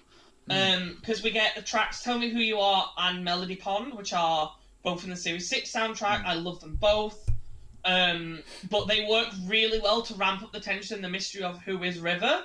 Yeah. And the reveal, especially bringing back the prayer leaf and then finding out, one, what that was for, and two, the whole resolution of the only water in the forest. It's so well done. And I disagree with what he said about 11 becoming all really bubbly now. I think that makes sense given what he's just discovered. I think he was bubbly, but I think it works massively. I think that was one of his best moments. It works really well because he's just found out that, one, Melody's okay, or she will be, and two, he's just found out that his, this woman who he's kind of fallen for is the daughter of his best friend. Like, yeah. You're gonna be feeling a little bit weird and giddy, I think. And all the looks back, so I'm like, ooh, I love those. I love the delivery. I know he was very critical of Smith in this episode, but I do think his performance never delves below solid. I think the scene where he kind of is probably earlier in the episode about being conceived on the TARDIS, I don't think that's the best moment he's ever done, but I still think it's a solid moment, and I do love the dialogue. But I think in every other scene, I think he was superb. I think he's brilliant throughout this entire episode. Agreed. But I get absolute chills at the reveal. I love the fact that she tells the Doctor who she is, or doesn't exactly tell him, but he figures out who she is, and then they keep it from us for a bit longer, and you're just like, oh, for fuck's sake, just tell us. And then I love Amy's. This is my one criticism of this scene. How does he know where to find her?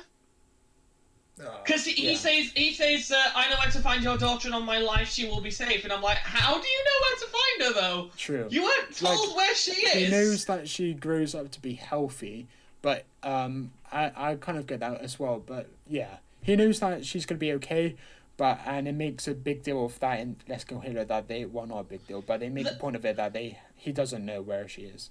That scene does kind of just feel like, okay, we need to get the Doctor out of here now, so that we can have... Which is the other thing, I don't understand why he just leaves them. Like, he could have just waited for Amy and Rory to find it, and then they could have left. But, it's fine. I get he's going to go and try and find her. Yeah.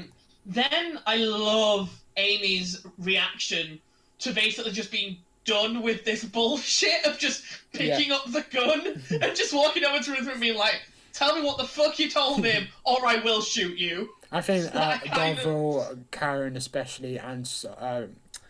Alex Kingston, they were fantastic in the scene. The way they held themselves, I think it was very convincing. And in the scene, the reveal was still shocking. If I was in Amy's shoes, I'd be freaking angry. Yeah. Like, my daughter's just been taken from me, and now this woman's just come in, and imparted this big secret to the Doctor, and she's like, no, you're going to tell me what you've told him, because, I've just lost everything. I am like, and you must remember she was also angry at him. So God knows what she was feeling towards River, who was even worse in that situation. And of course she's going to be angry because she's just had her daughter taken from her. So yeah, Karen, brilliant. Yeah. And then the reveal. It's the swelling of the music. It's the way it's shot. It's the simplicity of just having the prayer the prayer leaf translate. It's so good. I love this reveal. Even now, it's like the connections are obvious, but but I disagree with Luke again that it wasn't obvious at the first time, and I think most, if not all, people were duped by it and had no clue. And even now, even though it doesn't make it less impactful. The first viewing, I said earlier, I predicted she was going to end up being the daughter, but that was just because I spent weeks speculating and reading online thought forums and gathering little clues of evidence. Yeah. And obviously, and there was, even though I didn't pick up on the birthday line until this time round, I did pick up on her saying that she couldn't be there until the end, and I was like, okay. And I think it really did click for me when she turned up at the end once we knew Melody wasn't there. I was like, oh, okay. Yeah. So I did figure it out before it happened, but the reveal is still phenomenal. And even now, knowing it's coming, I get chills every single time. It's so good. It's so well acted.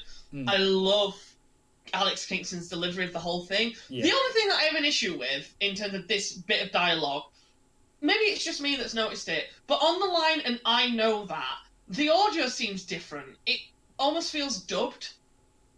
Because it just sounds louder and clearer.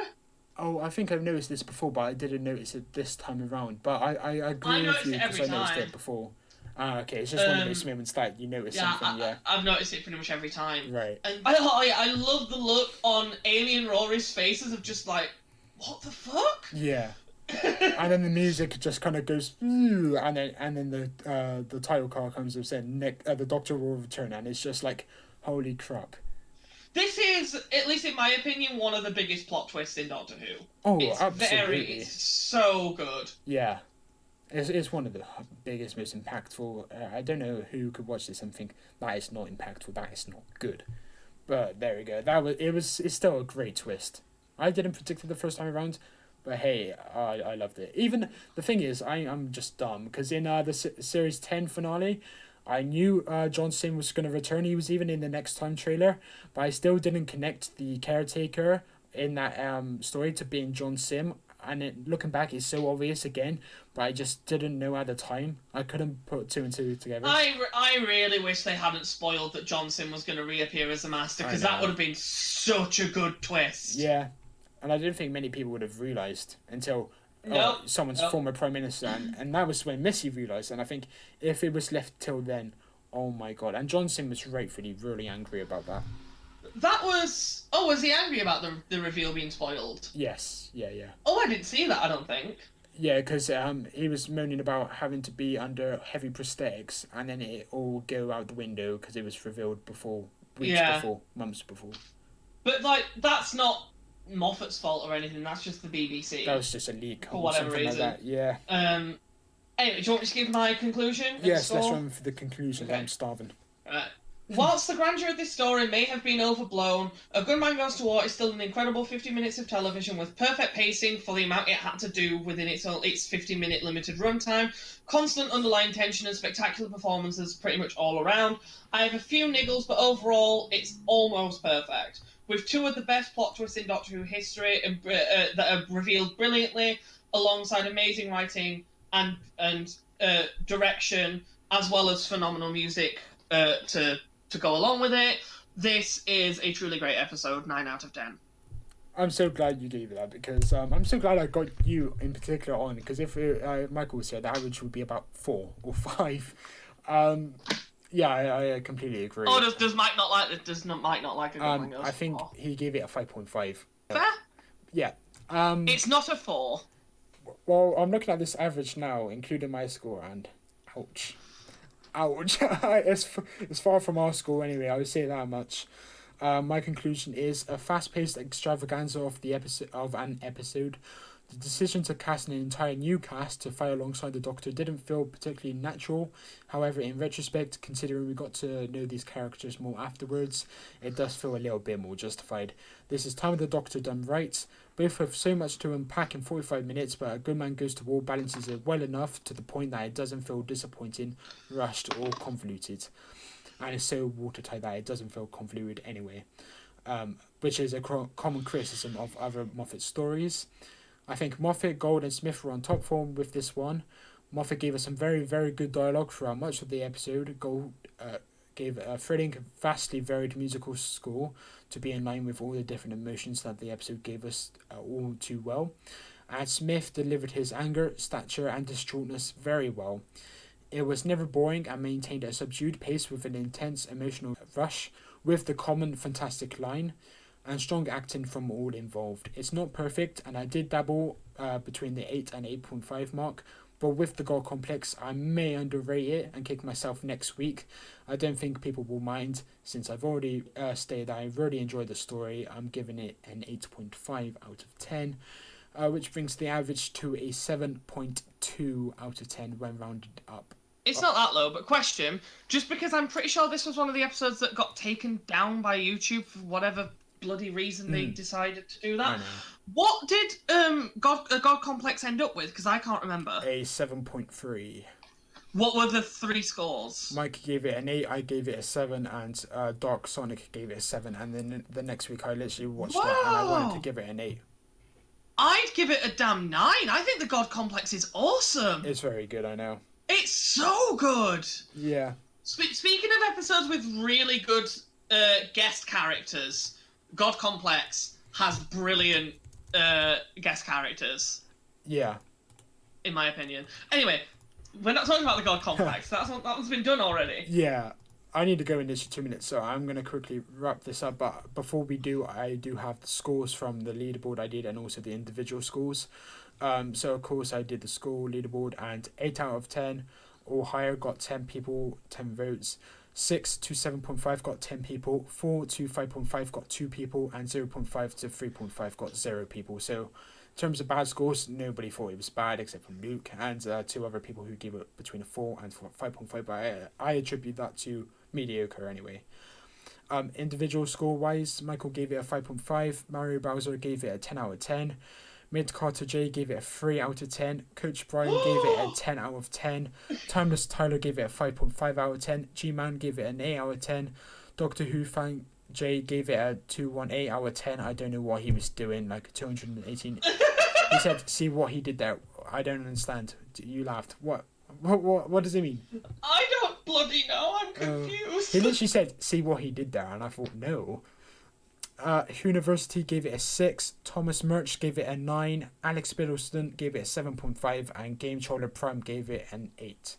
Very, very mixed, but mostly positive. So yeah, guys, that wraps up the episode. You guys won't know this, but it was an absolute mess of an episode, but I will have worked on my editing magic, hopefully, and hopefully come to a coherent piece with a lot of differing opinions. Of course, if you want to go and check Luke out, he's in the description, as with Andrew, my illustrious co-host. Thanks for coming on. I'm so sorry for roping you into this, but yeah, I'm so glad. No, it's fine. I would have been annoyed if you'd not let me review this episode. Right, yeah. You know I'm always down to review a Matt Smith episode. Yeah, and I'm looking forward to episode 10 recording. Except for Closing Time. Do not get me to review Closing Time, please. Oh, I won't. Closing Time is mediocre. I wouldn't say it's awful. I wouldn't say it's great. But anyway, that's besides the point. Anyway, right. This is far too long. I'll see you guys in a bit. Bye. Bye.